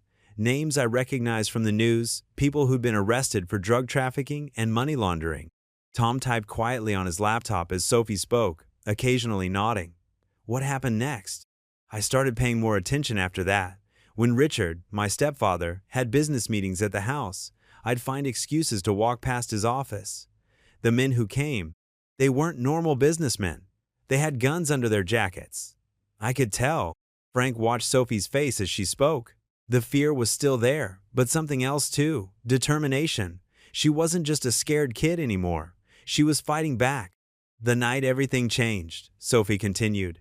"I overheard Richard talking to someone about using the hotels to move money and other things. When he saw me in the hallway, he got really angry. The next day, he told my mom I was acting out, that I needed structure. They sent me to this place. They called it a boarding school, but it was more like a prison. Lily reached for Sophie's hand under the table. Sophie squeezed it gratefully. I managed to download files from his computer before they sent me away. Put them on a USB drive. I knew. Her voice cracked slightly. I knew if I tried to tell my mom, she wouldn't believe me. Richard had convinced her I was troubled, making things up for attention. Tom leaned forward slightly. The files you sent me, they're legitimate corporate documents. They prove everything you're saying, Sophie. You were incredibly brave to get them. Sophie's eyes filled with tears, but she blinked them back. I just want my mom to know the truth. I want her to understand I wasn't lying. She will, Tom assured her. I promise you, when this story breaks, there will be no way for anyone to ignore the evidence. But first, we need to make sure you're safe. He turned to Frank. I have contacts in the FBI's white-collar crime division. Once the story is ready, we can arrange for Sophie to give her statement directly to them. They'll provide protection. Frank nodded, relief flooding through him. Having federal protection would make Sophie much safer than anything he could provide. How long? Sophie asked quietly. 2 days, maybe 3, Tom replied. I need to verify a few more details, run everything through our legal team. But Sophie? He waited until she met his eyes. Your identity will be protected until we're absolutely certain you're safe. You have my word. The waitress returned with a plate of warm cinnamon rolls, setting them in the middle of the table. Lily's face brightened at the sight, and even Sophie managed a small smile as she took one. They spent the next hour going over details, dates, names, specific transactions Sophie had seen. Tom recorded everything, asking careful questions to clarify points. By the time they finished, the hot chocolate mugs were empty and only crumbs remained of the cinnamon rolls. Tom switched off the recorder and tucked it into his bag. You did great, Sophie. This is going to make a difference. They gathered their things and stood to leave. Frank paid the bill while Tom gave him the address of a safe house where they could stay until the story broke. As they walked toward the cafe's door, Frank glanced out the window. His heart dropped. Across the street, parked between 2 delivery trucks, sat a black SUV with tinted windows. The late afternoon sun was already setting when Frank's pickup turned onto his familiar street. The shadows stretched long and dark across the snow-covered lawns, and the streetlights were just beginning to flicker on. After meeting with Tom, they had decided to make a quick stop home for warm clothes and supplies before heading somewhere safer. Home sweet home. Lily chirped from the back seat, but Frank's gut twisted as they got closer to the house. Something felt off. Sophie sat rigid beside him, her hands clasped tightly in her lap. Maybe we shouldn't. Frank slowed the truck to a crawl. His front door stood slightly open, swaying gently in the winter breeze. The porch light he always left on was dark. Stay in the truck, he ordered, his voice tight. Lock the doors. Heart pounding, Frank approached his home cautiously. The snow around the porch showed multiple boot prints, large ones, definitely not belonging to his family. The door frame was splintered near the lock. He pushed the door open slowly, wincing at the loud creak. The entryway light switch clicked uselessly. The power had been cut. Frank pulled out his phone and switched on the flashlight. The beam revealed chaos. Every drawer in the kitchen had been pulled out and emptied, their contents scattered across the linoleum. Cabinet doors hung open, and broken dishes littered the floor. The living room was worse, couch cushions slashed, photo frames smashed, papers everywhere. Dad? Lily's worried voice came from behind him. He spun around to find both girls standing in the doorway, their faces pale in the dim light. I told you to stay in the truck, he said, but without anger. He understood their need to know. Sophie's eyes were huge as she took in the destruction. This is my fault, she whispered. They're looking for. She suddenly bolted past Frank, heading for the stairs. Sophie, wait! Frank called, but she was already running up them 2 at a time. He followed quickly, Lily close behind. Sophie's gasp echoed from Lily's bedroom. Frank's flashlight beam showed pink walls now covered in scuff marks, stuffed animals thrown everywhere, dresser drawers dumped onto the floor. Lily's craft supplies were scattered like confetti across her rug. My backpack, Sophie said, voice shaking as she dug through the mess. Where's my backpack? Lily hugged herself, looking at her destroyed room. I'm scared, Dad. Frank put an arm around his daughter while Sophie frantically searched, throwing clothes and toys aside. They took it, she said, her voice rising with panic. My sketchbook was in there, all my drawings. It's just a sketchbook, Frank started to say, but Sophie shook her head violently. You don't understand. I drew everything in there. Pictures of Mom, our family crest, the hotels. She sank onto Lily's bed, hands covering her face. They'll know I remember all of it. They'll know I can identify everyone involved. Frank's blood ran cold as he realized the implications. Sophie's artistic talent had captured details that could prove dangerous in the wrong hands. He checked his phonino signal. The storm must have knocked out the cell towers. "We need to leave," he said firmly. "Right now, Lily, grab your warmest coat and—" A car door slammed outside. Sophie rushed to the window, then stumbled back. "Black SUV," she whispered, "like the ones that followed us before." Frank's mind raced. The back door, but no, they'd probably covered that. The garage might work, if they could get to the truck without being seen. "Follow me," he said quietly. "Stay low." They crept down the hallway toward his bedroom. Frank knew the old house's layout by heart, including the fact that his window had the best view of both the driveway and the back alley. He could see where the SUV was parked, its headlights off but engine still running. "We can make it to the truck if we go through Mrs. Peterson's yard," he whispered. "There's enough shadow to—" He turned and found only Lily behind him. Sophie was gone. They hurried back downstairs, checking each room. The kitchen was empty, but there on the table, illuminated by Frank's flashlight, lay a hastily scribbled note. "I can't let them hurt Lily. I have to go." Frank ran to the back door just in time to see a slim figure disappearing into the snowy darkness. Sophie had slipped away into the night, choosing to face her pursuers alone rather than risk Lily's safety. The SUV's engine revved in the distance, then faded away. Frank stared at the note on his kitchen table, his hands trembling as he read Sophie's hastily scrawled words again. "I can't let them hurt Lily. I have to go." The paper crumpled in his fist as he bolted for the front door. The cold air hit him like a slap as he ran onto the porch, his eyes scanning the dark street in every direction. "Sophie!" His voice echoed off the silent houses, but there was no answer. Mrs. Henderson from next door hurried over, still wearing her gardening apron despite the late hour. "Frank, I saw that poor girl running down the street about 10 minutes ago. A black SUV pulled up beside her. I thought maybe you'd sent someone to pick her up." Frank's heart sank. "Which way did they go?" "Headed east, toward the highway." Mrs. Henderson wrung her hands. "Should I have done something? She got in so quickly, I just assumed." "It's not your fault," Frank managed, though his throat felt tight. He rushed back inside, where Lily stood in the hallway, hugging herself. "Dad, where's Sophie?" "Stay with Mrs. Henderson for a few minutes, sweetheart." Frank grabbed his phone and dialed Tom's number with shaking fingers. It rang twice before his friend picked up. "They got her, Tom." Frank's voice cracked. "They broke into the house and she left to protect Lily. Black SUV headed east." "Damn it!" Tom's voice was tight with concern. "Listen carefully, Frank. They're taking her back to the city. That's where Vivian Ashford's headquarters are, the Ashford Tower. Everything leads back there. I'm going after her. You need to be smart about this," Tom cautioned. "These people are dangerous. I'm calling in some favors with local law enforcement, but it'll take time. The story's ready to go live, but I promise to protect her, Tom." Frank was already gathering his keys and wallet. "I can't wait for the story to break. She's just a kid." "Then get to the Ashford Tower," Tom said firmly. "I'll send you the address. But Frank, be careful. These aren't just business people we're dealing with." Frank hung up and hurried next door. Mrs. Henderson had already made Lily hot chocolate and turned on cartoons in her living room. The elderly woman took one look at Frank's face and nodded. "We'll be fine here. Go get that girl back." Kneeling beside Lily, Frank pulled her into a tight hug. "I have to go help Sophie, sweetheart. Mrs. Henderson will take good care of you until I get back." Lily's small hands gripped his jacket. "Is Sophie in trouble?" "Yes, but I'm going to fix it." Frank kissed her forehead. "I promise." "Like when you fixed Mrs. Peterson's car, when everyone else said it couldn't be fixed?" Despite everything, Frank managed a small smile. "Just like that. I'll bring her home." Back in his truck, Frank checked the address Tom had sent.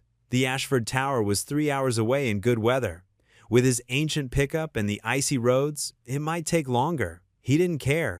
The engine roared to life, and Frank pulled away from the curb. His headlights cut through the darkness as snow began to fall again, fat flakes swirling in his high beams.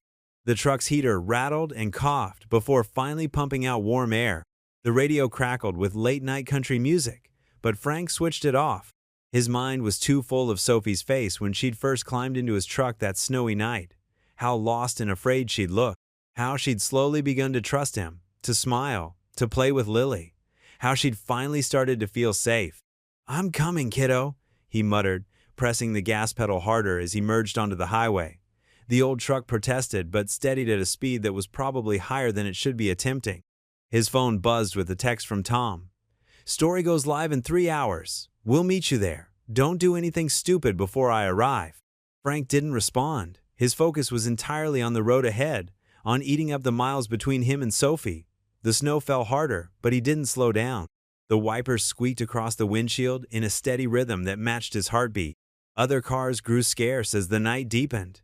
The highway stretched before him like a dark ribbon, the yellow lines flashing past in an endless stream.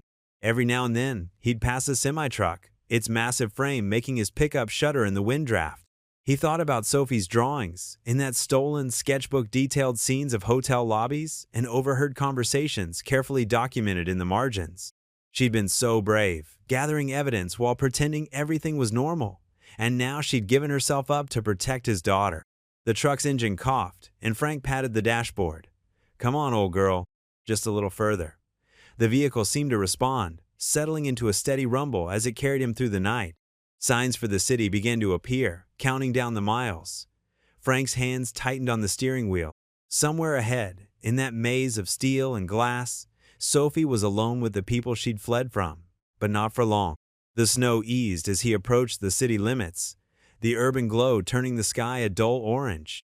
Skyscrapers rose like shadows against the horizon, and among them, Frank knew, was the Ashford Tower, where Vivian Ashford ran her empire and where her daughter needed help. His phone buzzed again. Another text from Tom. "Almost there. Wait for me." Frank tossed the phone onto the passenger seat. He couldn't wait. Sophie had trusted him to keep her safe, and he'd failed once already tonight. He wouldn't fail again. The city streets were nearly empty at this hour, traffic lights changing from red to green for no one. His truck looked out of place among the occasional luxury cars that glided past, but Frank didn't care. He followed the GPS directions, drawing closer to the heart of the financial district where the Ashford Tower waited. A thin layer of snow dusted his shoulders as he drove through the silent canyons of buildings. The truck's headlights reflected off glass and steel, creating strange patterns that danced across the deserted sidewalk. Finally, he turned a corner and saw it. The Ashford Tower, rising 60 stories into the night sky, its spire disappearing into low clouds. Light blazed from the lobby despite the late hour, and a few windows high up still glowed. Frank pulled into a parking spot across the street, killed the engine, and sat for a moment, studying the building. Somewhere in there was Sophie, probably scared, definitely alone, but not for much longer. He stepped out of the truck, his boots crunching in the fresh snow. The tower loomed above him, but Frank didn't feel intimidated. He'd faced worse odds in the National Guard, and this time, he was fighting for someone who needed him. Without hesitation, Frank walked toward the building's entrance, his reflection growing clearer in the polished glass doors with each step. He wasn't waiting for Tom, wasn't waiting for the story to break. Sophie needed him now. Snow pelted Frank's windshield like tiny white bullets as he guided his old pickup through the city streets. Towering buildings loomed above him, their lights blurred by the thickening storm. His truck, so dependable on country roads, felt out of place among the sleek luxury cars that occasionally passed by. The Ashford Tower stretched toward the sky, its glass exterior reflecting the swirling snow even in the darkness. Frank pulled into a nearby parking lot that offered a clear view of the building's main entrance.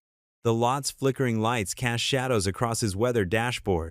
He turned off the engine, but left the key in the ignition. The sudden silence made the howling wind seem louder. Frank pulled his worn jacket tighter around himself and leaned back in his seat, his eyes fixed on the building where Sophie's mother worked. The events of the past few days played through his mind like a movie he couldn't stop. He remembered Sophie's face when he first spotted her on that snowy road, how small and cold she'd looked, the way her hands had wrapped around that hot cocoa mug at the diner, her fingers gradually regaining their color as she warmed up. Frank's chest tightened as he recalled Sophie helping Lily with her math homework at his kitchen table. The two girls had clicked instantly, giggling over shared jokes he didn't understand. Sophie had shown such patience, breaking down each problem until Lily's face lit up with understanding. At Martha's farm, Sophie had surprised them all by knowing how to make cookies from scratch. "My grandmother taught me," she'd said quietly, measuring flour with careful precision. "Before she passed away." It was one of the few times she'd mentioned her family without that guarded look crossing her face. The wind rocked his truck, and Frank pulled out his phone to look at the photo Lily had insisted on taking during their brief stay at the farm. Sophie stood between him and Lily, her smile genuine for once, flour dusting her dark hair. They looked like a real family. He hadn't known it was possible to miss someone so much after knowing them for such a short time.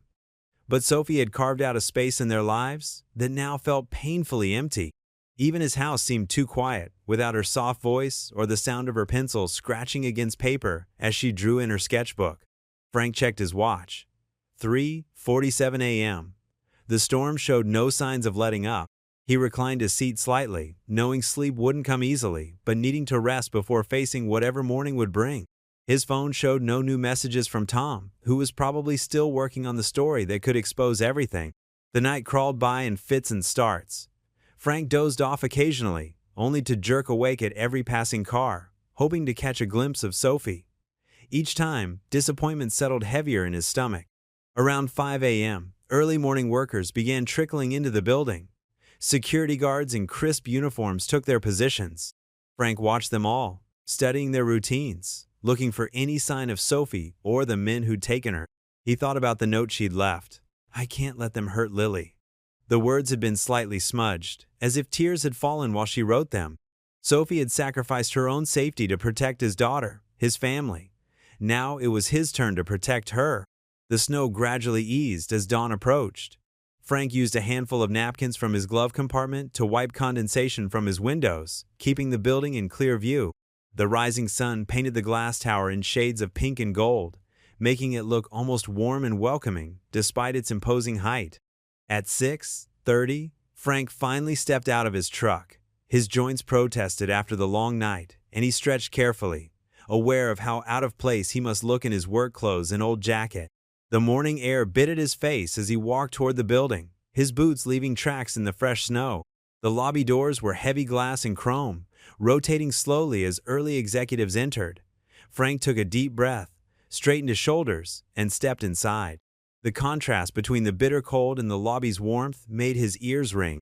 Everything gleamed: the marble floors, the brushed metal walls, the elaborate light fixtures overhead. A massive Ashford Hotel's logo dominated the wall behind the security desk. Frank's work boots squeaked against the polished floor as he approached the front desk, leaving small puddles of melted snow in his wake. The pristine lobby stretched before him, a world away from his small-town life. But somewhere in this building was the woman who needed to hear the truth about her daughter, and Frank wasn't leaving until she did. The marble-floored lobby of Ashford Tower gleamed under pristine lighting. Frank's work boots left wet marks on the polished surface as he approached the curved security desk. His reflection in the dark granite counter showed a man who hadn't slept, his usually neat appearance rumpled from the hours in his truck. Two security guards in crisp black uniforms watched him carefully.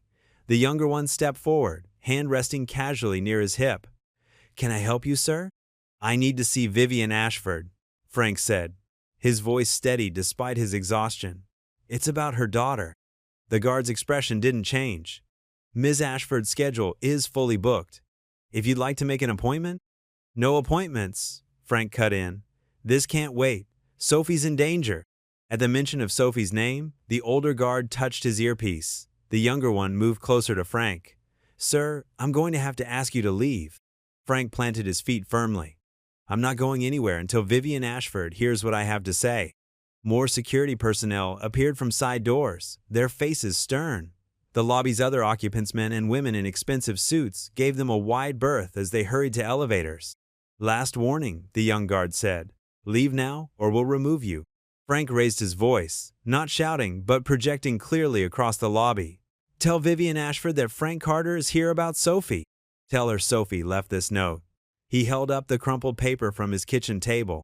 The older guard spoke quietly into his radio. Minutes ticked by. Frank stood his ground as office workers streamed around him, shooting curious glances his way. His back ached from the night in his truck, but he didn't move.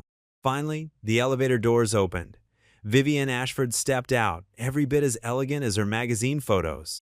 Her gray suit looked perfectly pressed. Her silver-streaked dark hair swept into a precise twist. Her heels clicked sharply on the marble as she approached. "I'm Vivian Ashford," she said, her voice cool and controlled. You claim to have information about my daughter? Frank met her eyes. They were the same, deep brown as Sophie's. Your daughter's been staying with me and my little girl. She ran away from that boarding school because she found out something about your husband's business dealings. Something illegal. Vivian's perfectly composed expression didn't waver. My daughter is safe at her school. I spoke with the headmistress myself last week. No, ma'am. Frank pulled out his phone and showed her a photo Lily had taken of Sophie helping with homework at their kitchen table. She was at my house until last night. Then some men broke in, ransacked the place. Sophie left this note saying they threatened my daughter if she didn't go with them. He held out the note. Vivian took it with manicured fingers that trembled slightly as she read Sophie's hurried handwriting. That's impossible, she said, but uncertainty had crept into her voice. Robert would never. Your husband's been using the hotels for money laundering? Frank said quietly. Sophie overheard something she shouldn't have. That's why he sent her away. She has proof she gave it to a reporter friend of mine. Color drained from Vivian's face. Robert said she was acting out, making wild accusations.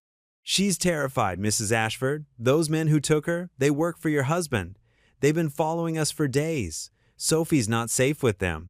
Vivian's perfectly maintained facade cracked. She stared at the photo on Frank's phone, Sophie smiling, helping Lily with math homework, looking relaxed and happy. I haven't seen her smile like that in years, Vivian whispered. She's a wonderful girl, Frank said gently. Smart, kind, great with my daughter. But right now, she needs her mother to believe her. Vivian's hand tightened around Sophie's note. Her other hand went to the pendant at her throat, golden locket identical to Sophie's. When you say she has proof, documents, recordings, all on a USB drive. My reporter friend has copies. He's ready to publish, but we wanted to make sure Sophie was safe first. The mention of her husband's name had shattered Vivian's careful composure. Her eyes widened with dawning horror as pieces clicked into place. Sophie's desperate phone calls from school, Robert's insistence on handling all communication with their daughter, his late-night meetings she'd never questioned. Oh God, she breathed. What have I let happen to my baby? Vivian Ashford's office occupied the entire top floor of the building. Floor-to-ceiling windows offered a panoramic view of the snow-covered city, but Frank barely noticed the scenery. He sat in a leather chair, watching as Vivian paced back and forth, speaking rapidly into her phone. I want them there within the hour, she commanded, her voice carrying the authority of someone used to being obeyed instantly. Every facility, every property we own within a 100-mile radius. Yes, all of them. She paused, listening. I don't care about clearance levels. This is my daughter we're talking about. Frank's hands gripped the armrests of his chair. The past hour had been a blur, security escorting him upstairs, Vivian's face turning pale as he explained everything, and then her immediate action. She'd been on the phone ever since, mobilizing what seemed like an army of private investigators. Cross-reference all check-ins at our medical facilities with any signature or approval from James, she continued, referring to her husband. Focus on private wings, restricted access areas. Her heels clicked against the hardwood floor as she turned. And get me Detective Morrison from the Financial Crimes Unit. A young assistant hurried in with a tablet, showing Vivian something that made her stop mid-stride. There, she said, pointing at the screen. That signature pattern. It's the same one he uses for board documents. She turned to Frank. We've found something. The next 45 minutes felt like years. Vivian's team worked with precision, narrowing down locations and cross-checking security footage. Frank watched as she transformed from the polished CEO he'd first met into a fierce mother bear, demanding updates every few minutes. Got it, the assistant finally announced, bursting into the office. Private clinic on the outskirts, registered under a subsidiary company, but the authorization trails lead directly to Mr. Ashford. Vivian grabbed her coat.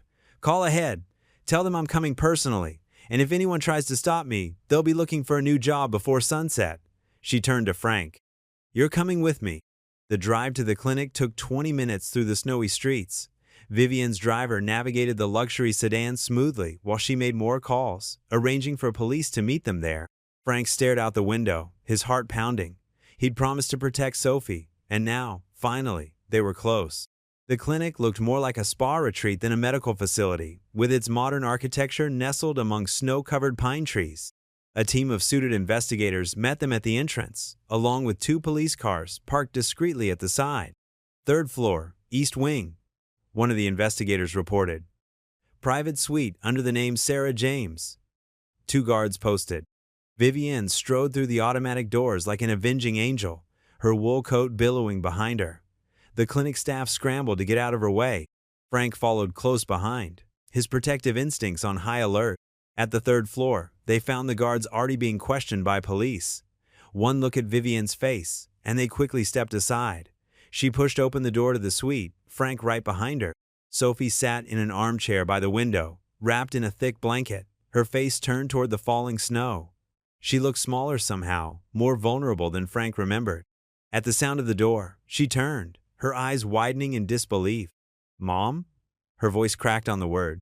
Vivienne rushed forward, all her CEO composure forgotten. "Sophie! Oh my God, Sophie!" She pulled her daughter into her arms, and Sophie burst into tears. "I tried to tell you," Sophie sobbed into her mother's shoulder, "about James, about everything, but he said you wouldn't believe me." "I'm so sorry," Vivienne whispered, stroking Sophie's hair. "I'm so sorry. I didn't see it sooner. But I believe you now, and I promise you, I promise, nothing like this will ever happen again." Sophie pulled back slightly, her tear-stained face uncertain. "Really? Really?" Vivienne cupped her daughter's face in her hands. "The police are already looking for James. He'll never come near you again. I've been such a fool, so blind, but that ends today." Sophie's eyes found Frank over her mother's shoulder. "Frank helped me," she said. "He protected me when no one else would." Vivienne turned to look at him too, her eyes full of gratitude. "Yes, he did, and we'll never forget that." Frank felt a lump in his throat. The sight of Sophie safe in her mother's arms made everything, the sleepless nights, the fear, the chase, worth it. Quietly, he backed toward the door. This was their moment, a mother and daughter finding their way back to each other. They needed privacy to begin healing. As he slipped out into the hallway, he heard Sophie's voice again, stronger now, telling her mother everything. Frank smiled to himself. Sophie was safe. She was home. And sometimes, that was all that mattered. The door clicked shut behind him, leaving mother and daughter to their reunion. Tom Reyes sat in his favorite newsroom chair, watching multiple screens as the story broke across every major network. His article had gone live just minutes ago, and already the phones were ringing off the hook. He'd worked through the night, carefully fact-checking every detail from Sophie's USB drive, matching dates and names to corporate records. The headline blazed across screens nationwide. "Ashford Hotels, a front for international crime ring." Below it, smaller headlines detailed money laundering, tax evasion, and connections to organized crime. Sophie's stepfather's name appeared prominently, though Sophie herself remained unnamed, protected as a minor. In a small diner across town, Frank nursed a cup of coffee, his eyes fixed on the mounted TV. The morning regulars had fallen silent, all watching as federal agents led Sophie's stepfather out of the Ashford corporate offices in handcuffs. His perfectly tailored suit couldn't hide the fury on his face as reporters shouted questions. "Mr. Carter?" The waitress touched his shoulder gently. "Phone call for you." It was Tom. "They're bringing in his whole network," the reporter said. "The evidence Sophie collected, it was everything we needed. That girl's got a good eye for detail." Frank smiled, remembering how Sophie would sketch everything she saw, storing away information in her drawings. "She's smart," he said simply. "How many arrests so far?" 12 and counting. The FBI's been waiting for something like this. Turns out they've had suspicions for months, but couldn't get enough evidence. The diner's TV switched to a live feed from the Ashford Hotel's headquarters. Vivienne Ashford stood at a podium, her usual perfect composure showing slight cracks of emotion. Camera flashes lit up her face as she began to speak. "First, I want to thank the brave individuals who brought this corruption to light," she said, her voice steady despite the circumstances. "Particularly one unnamed friend who protected my daughter when I failed to see the danger she was in. Your kindness and courage have saved not only my child but our entire company from those who would use it for criminal purposes." Frank ducked his head, feeling his cheeks warm. He hadn't done it for recognition. "To our employees and partners worldwide," Vivienne continued, "I promise full cooperation with authorities and a complete restructuring of our organization.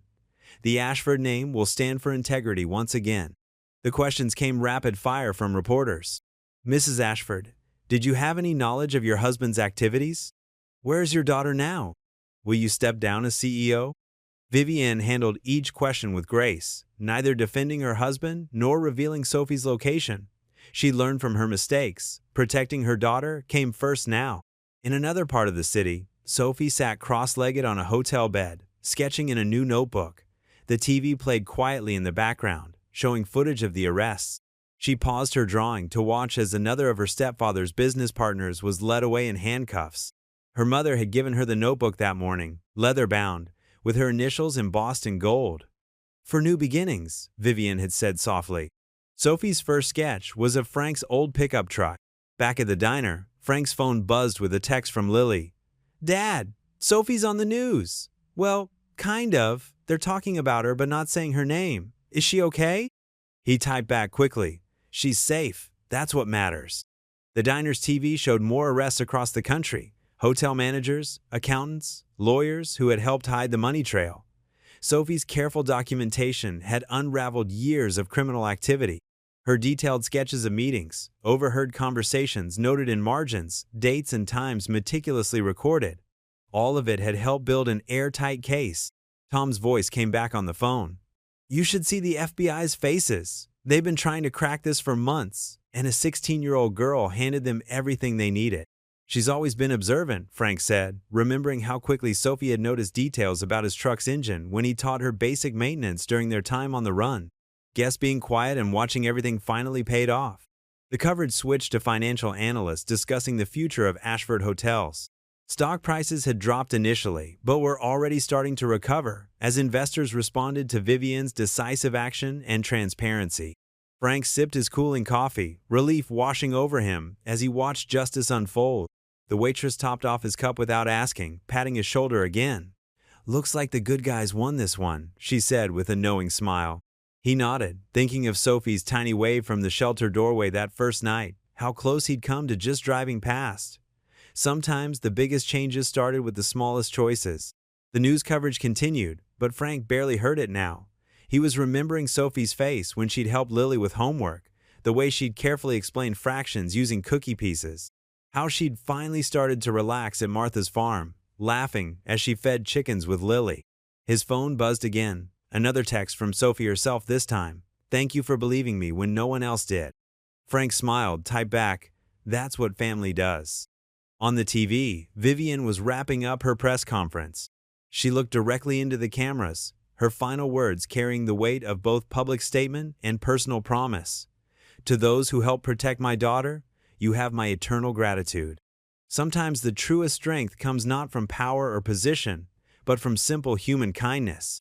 Frank paid his bill and stepped out into the morning sunshine. The story would dominate the news for weeks to come, but his part in it was done. Sophie was safe, justice was being served, and that was enough. The winter sun cast long shadows through the towering glass windows of Vivienne Ashford's corner office. Frank Carter felt out of place among the sleek modern furniture and abstract art. His work boots had left small puddles of melted snow on the polished marble floor, and his hands, though scrubbed clean, still showed the stubborn stains of years of mechanical work. Vivienne sat behind her massive desk, her posture perfect but her eyes softer than they'd been during their first meeting in the lobby. She'd changed in the past few days. The Ice Queen CEO had thawed into something more human. Maybe it was the relief of having Sophie back, or the shock of discovering her husband's betrayal. But she seemed different now. Mr. Carter, she began, then paused and smiled slightly. Frank, I hope you'll let me call you Frank. He nodded, shifting in the expensive leather chair. Yes, ma'am. What you did for Sophie? Vivienne's voice caught slightly. She opened a drawer and pulled out a white envelope. You put yourself at risk. You opened your home to her. You protected her when I... She stopped, composing herself. When I failed to see what was happening in my own house. Anyone would have done the same, Frank said quietly. Vivienne shook her head. No, they wouldn't have, and we both know it. She slid the envelope across the desk. This is just a small token of my gratitude.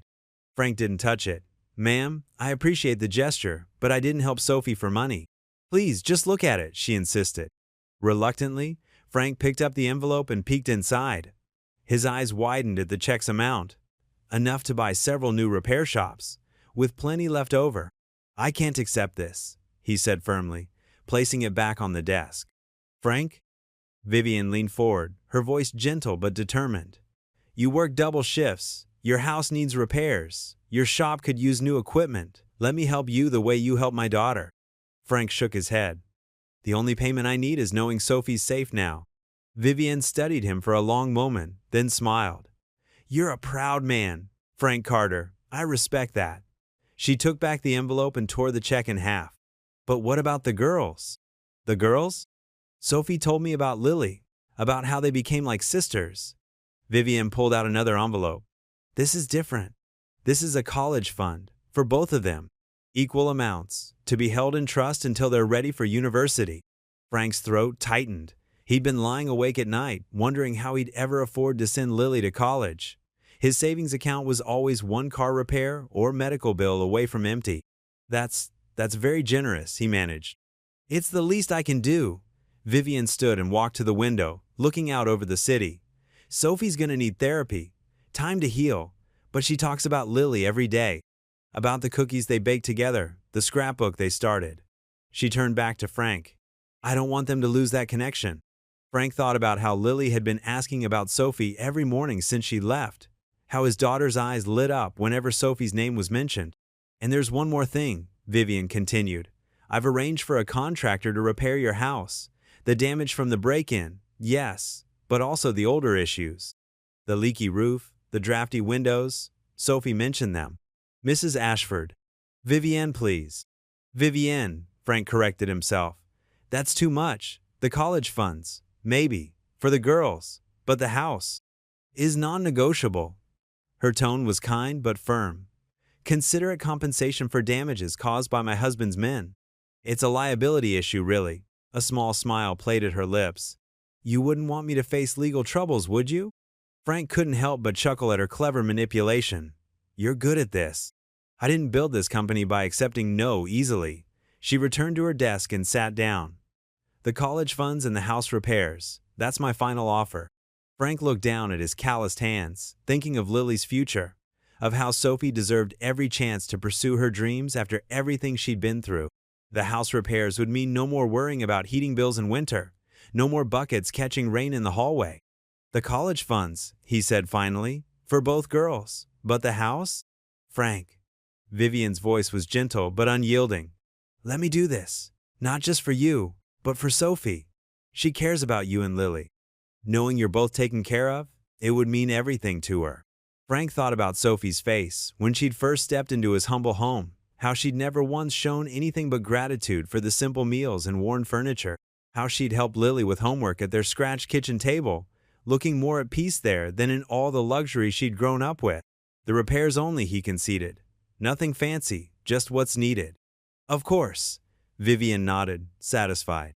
She pushed the envelope with the college fund documents across the desk. "Everything's arranged through a reputable trust. Both girls will have equal access when the time comes." Frank picked up the envelope, this time holding on to it. "Thank you," he said simply. "No, Frank Carter," Vivian replied, standing and extending her hand.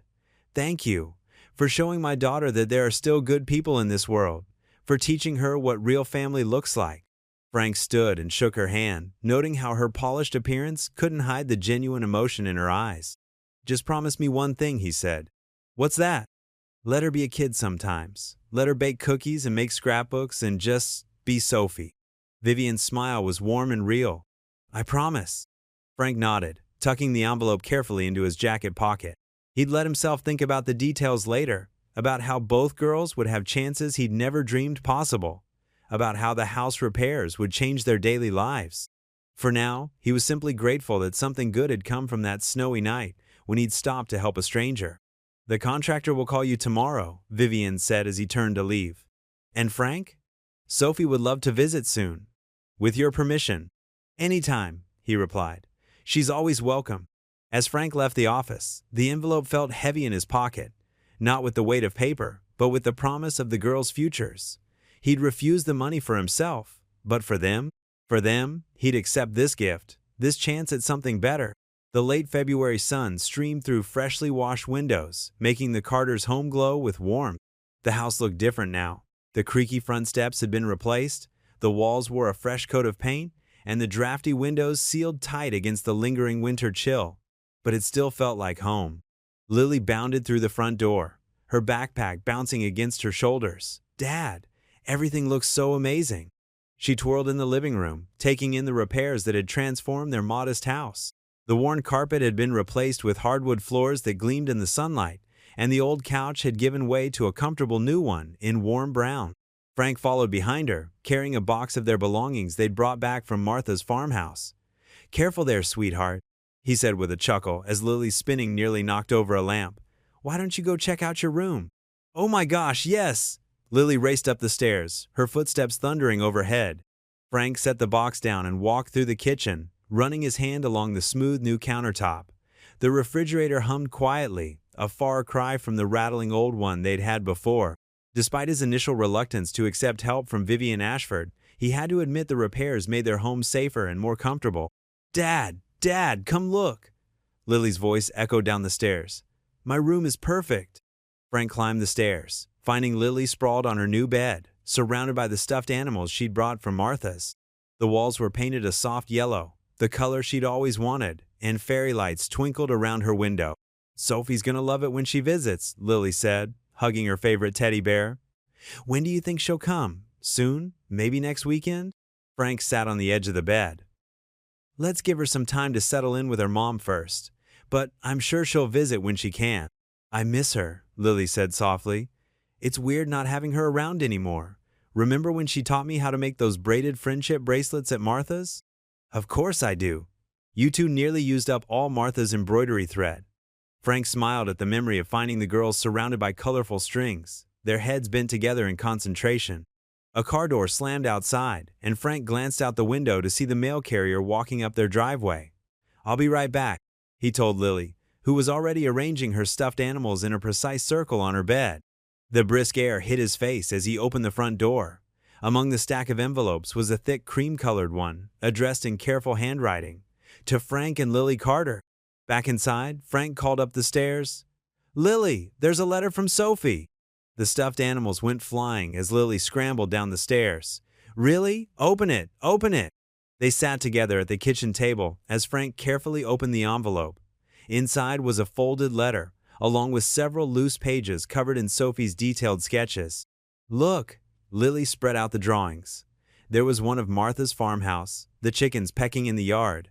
Another showed Lily and Sophie baking cookies, flour dusting their faces. A sketch of Frank's old truck captured every dent and scratch with loving detail. Frank unfolded the letter, and Lily leaned against his shoulder to read along. "Dear Frank and Lily, I've been trying to write this letter for days, but the words never seem big enough to say what I want to say. How do you thank someone for saving your life? For showing you what a real family feels like? Mom and I are doing better every day. We're talking more than we ever did before.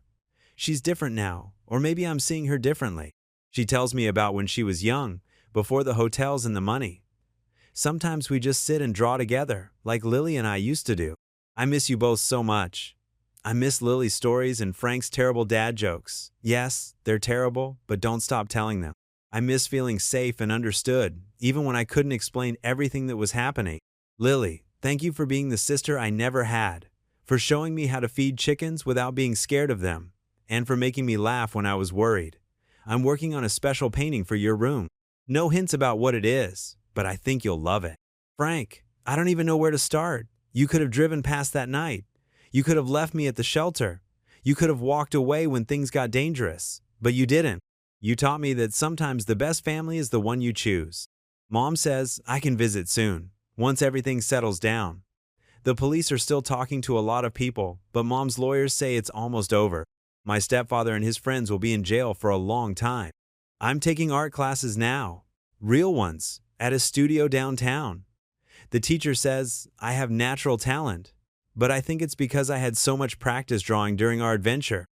I've included some sketches I did from memory. They're not perfect, but they help me remember the good parts of those scary days. Thank you for everything, for the rides and the meals and the safe places to sleep, but mostly, thank you for showing me what love really looks like. All my love, Sophie. P.S. Lily, remember to water the little cactus I gave you. Even desert plants need drinks sometimes. Lily wiped her eyes with her sleeve. I'm going to write back right now, and I'll send her pictures of my new room. She rushed upstairs to get her art supplies. Frank read the letter again, his throat tight with emotion. He walked to the refrigerator and pulled out a magnet, one of the silly tourist ones Martha had given them. With careful movements, he placed Sophie's letter in the center of the fridge door, positioning it so the sketches were clearly visible. He stood back, looking at the drawings that captured their unexpected journey together. There was his truck, weathered but reliable. Martha's farmhouse, warm and welcoming. And there, in careful lines of pencil, was his favorite, a sketch of all three of them sitting at Martha's kitchen table, laughing over mugs of hot chocolate. Frank smiled, touching the corner of the letter gently. Some families were born, and some were made along the way, on snowy roads and in quiet moments of trust. The doorbell chimed on a bright Saturday afternoon in March. Frank wiped his hands on a dish towel, having just finished washing the lunch dishes.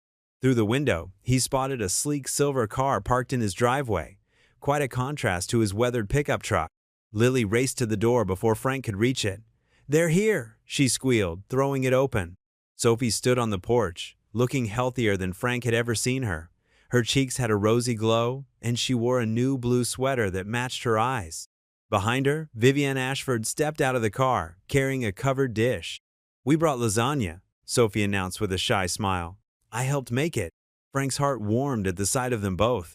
Sophie looked so different from the frightened girl he'd found on that snowy road just months ago. "Come on in," he said, gesturing them inside.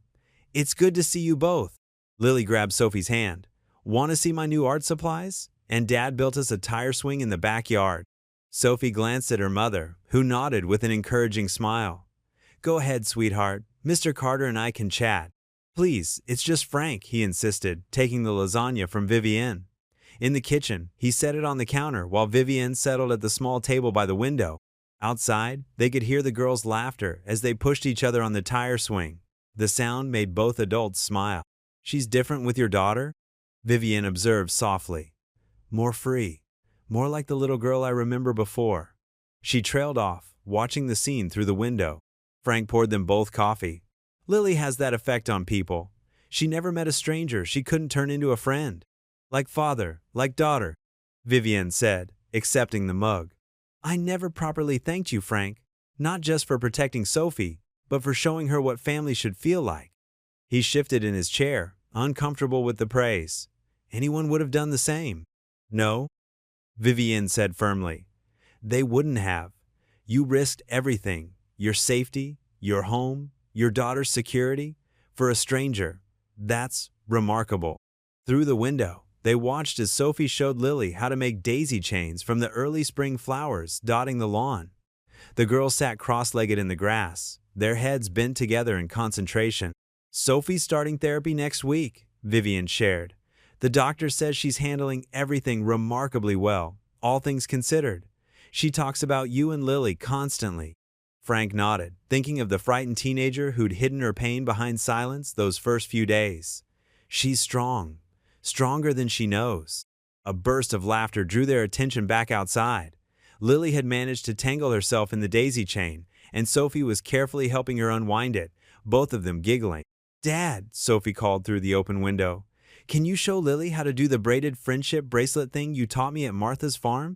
The word "Dad" hung in the air for a moment. Frank felt his throat tighten with emotion. He caught Vivienne's eye and saw understanding there, maybe even gratitude. "Sure thing, sweetheart," he managed to reply, his voice a little rough. "Let me grab some string." He found embroidery floss in Lily's craft box and joined the girls in the yard. The grass was cool and slightly damp beneath them as they sat in a circle. Frank demonstrated the simple braiding pattern he'd learned years ago in summer camp, then watched as Sophie patiently showed Lily how to weave the colorful threads together. "You're really good at teaching," Lily told Sophie admiringly. Sophie beamed at the compliment. "Well, I had a good teacher." She bumped her shoulder against Frank's, and he felt that new word, "Dad," echo in his heart again. Vivienne brought out lemonade and cookies, and they all sat in the spring sunshine, talking and laughing. The afternoon stretched on, golden and peaceful.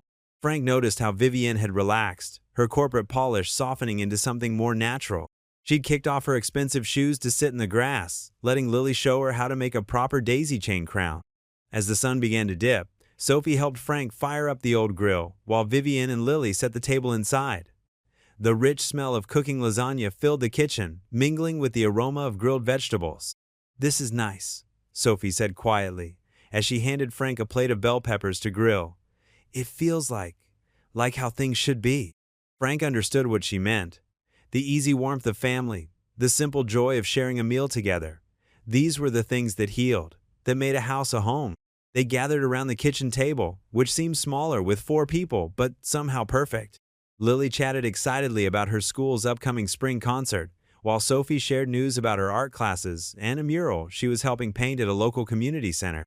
The lasagna was delicious, and Frank noticed with satisfaction that Sophie took seconds, a far cry from the girl who'd barely touched her food that first night at the diner. Vivian had relaxed enough to tell funny stories about her own childhood, making the girls laugh with tales of her misadventures learning to cook. Laughter filled the kitchen, bright and genuine. Frank looked around the table at these faces that had become so dear to him. His sunshine-hearted Lily, brave Sophie, who'd found her smile again, and Vivienne, who was proving to be as resilient as her daughter in her own way. Sophie caught his eye across the table and gave him that special smile that now reached all the way to her eyes. That one word, Dad, still echoed in his heart, a gift he'd never expected but would always treasure. The kitchen was warm, with more than just the lingering heat of the oven. It was warm with connection, with healing, with the kind of love that builds bridges across the broken places and makes families out of strangers. As they passed around second helpings of lasagna and shared the last cookies, Frank knew that this simple moment of shared joy was what really mattered. The evening air held a crisp chill as Frank settled into the old wooden rocking chair on his front porch. The sky had cleared after a cloudy day, revealing a tapestry of stars that sparkled like scattered diamonds. He could still smell the lingering aroma of the pot roast they'd shared for dinner, and his heart felt full from the warmth of the evening they'd just spent together. Lily padded out in her fuzzy pink slippers, clutching her favorite blanket. Without a word, she climbed onto his lap like she used to do when she was smaller, though now her legs dangled over the side of the chair. Frank wrapped the blanket around them both, and the chair creaked gently as they rocked. "That was nice," Lily murmured, her head resting against his shoulder. "Having Sophie and Miss Vivienne over." Frank nodded, his thoughts drifting back to that January night that seemed both yesterday and a lifetime ago. The wind had been fierce then, cutting through his jacket as he'd spotted that lone figure on the road.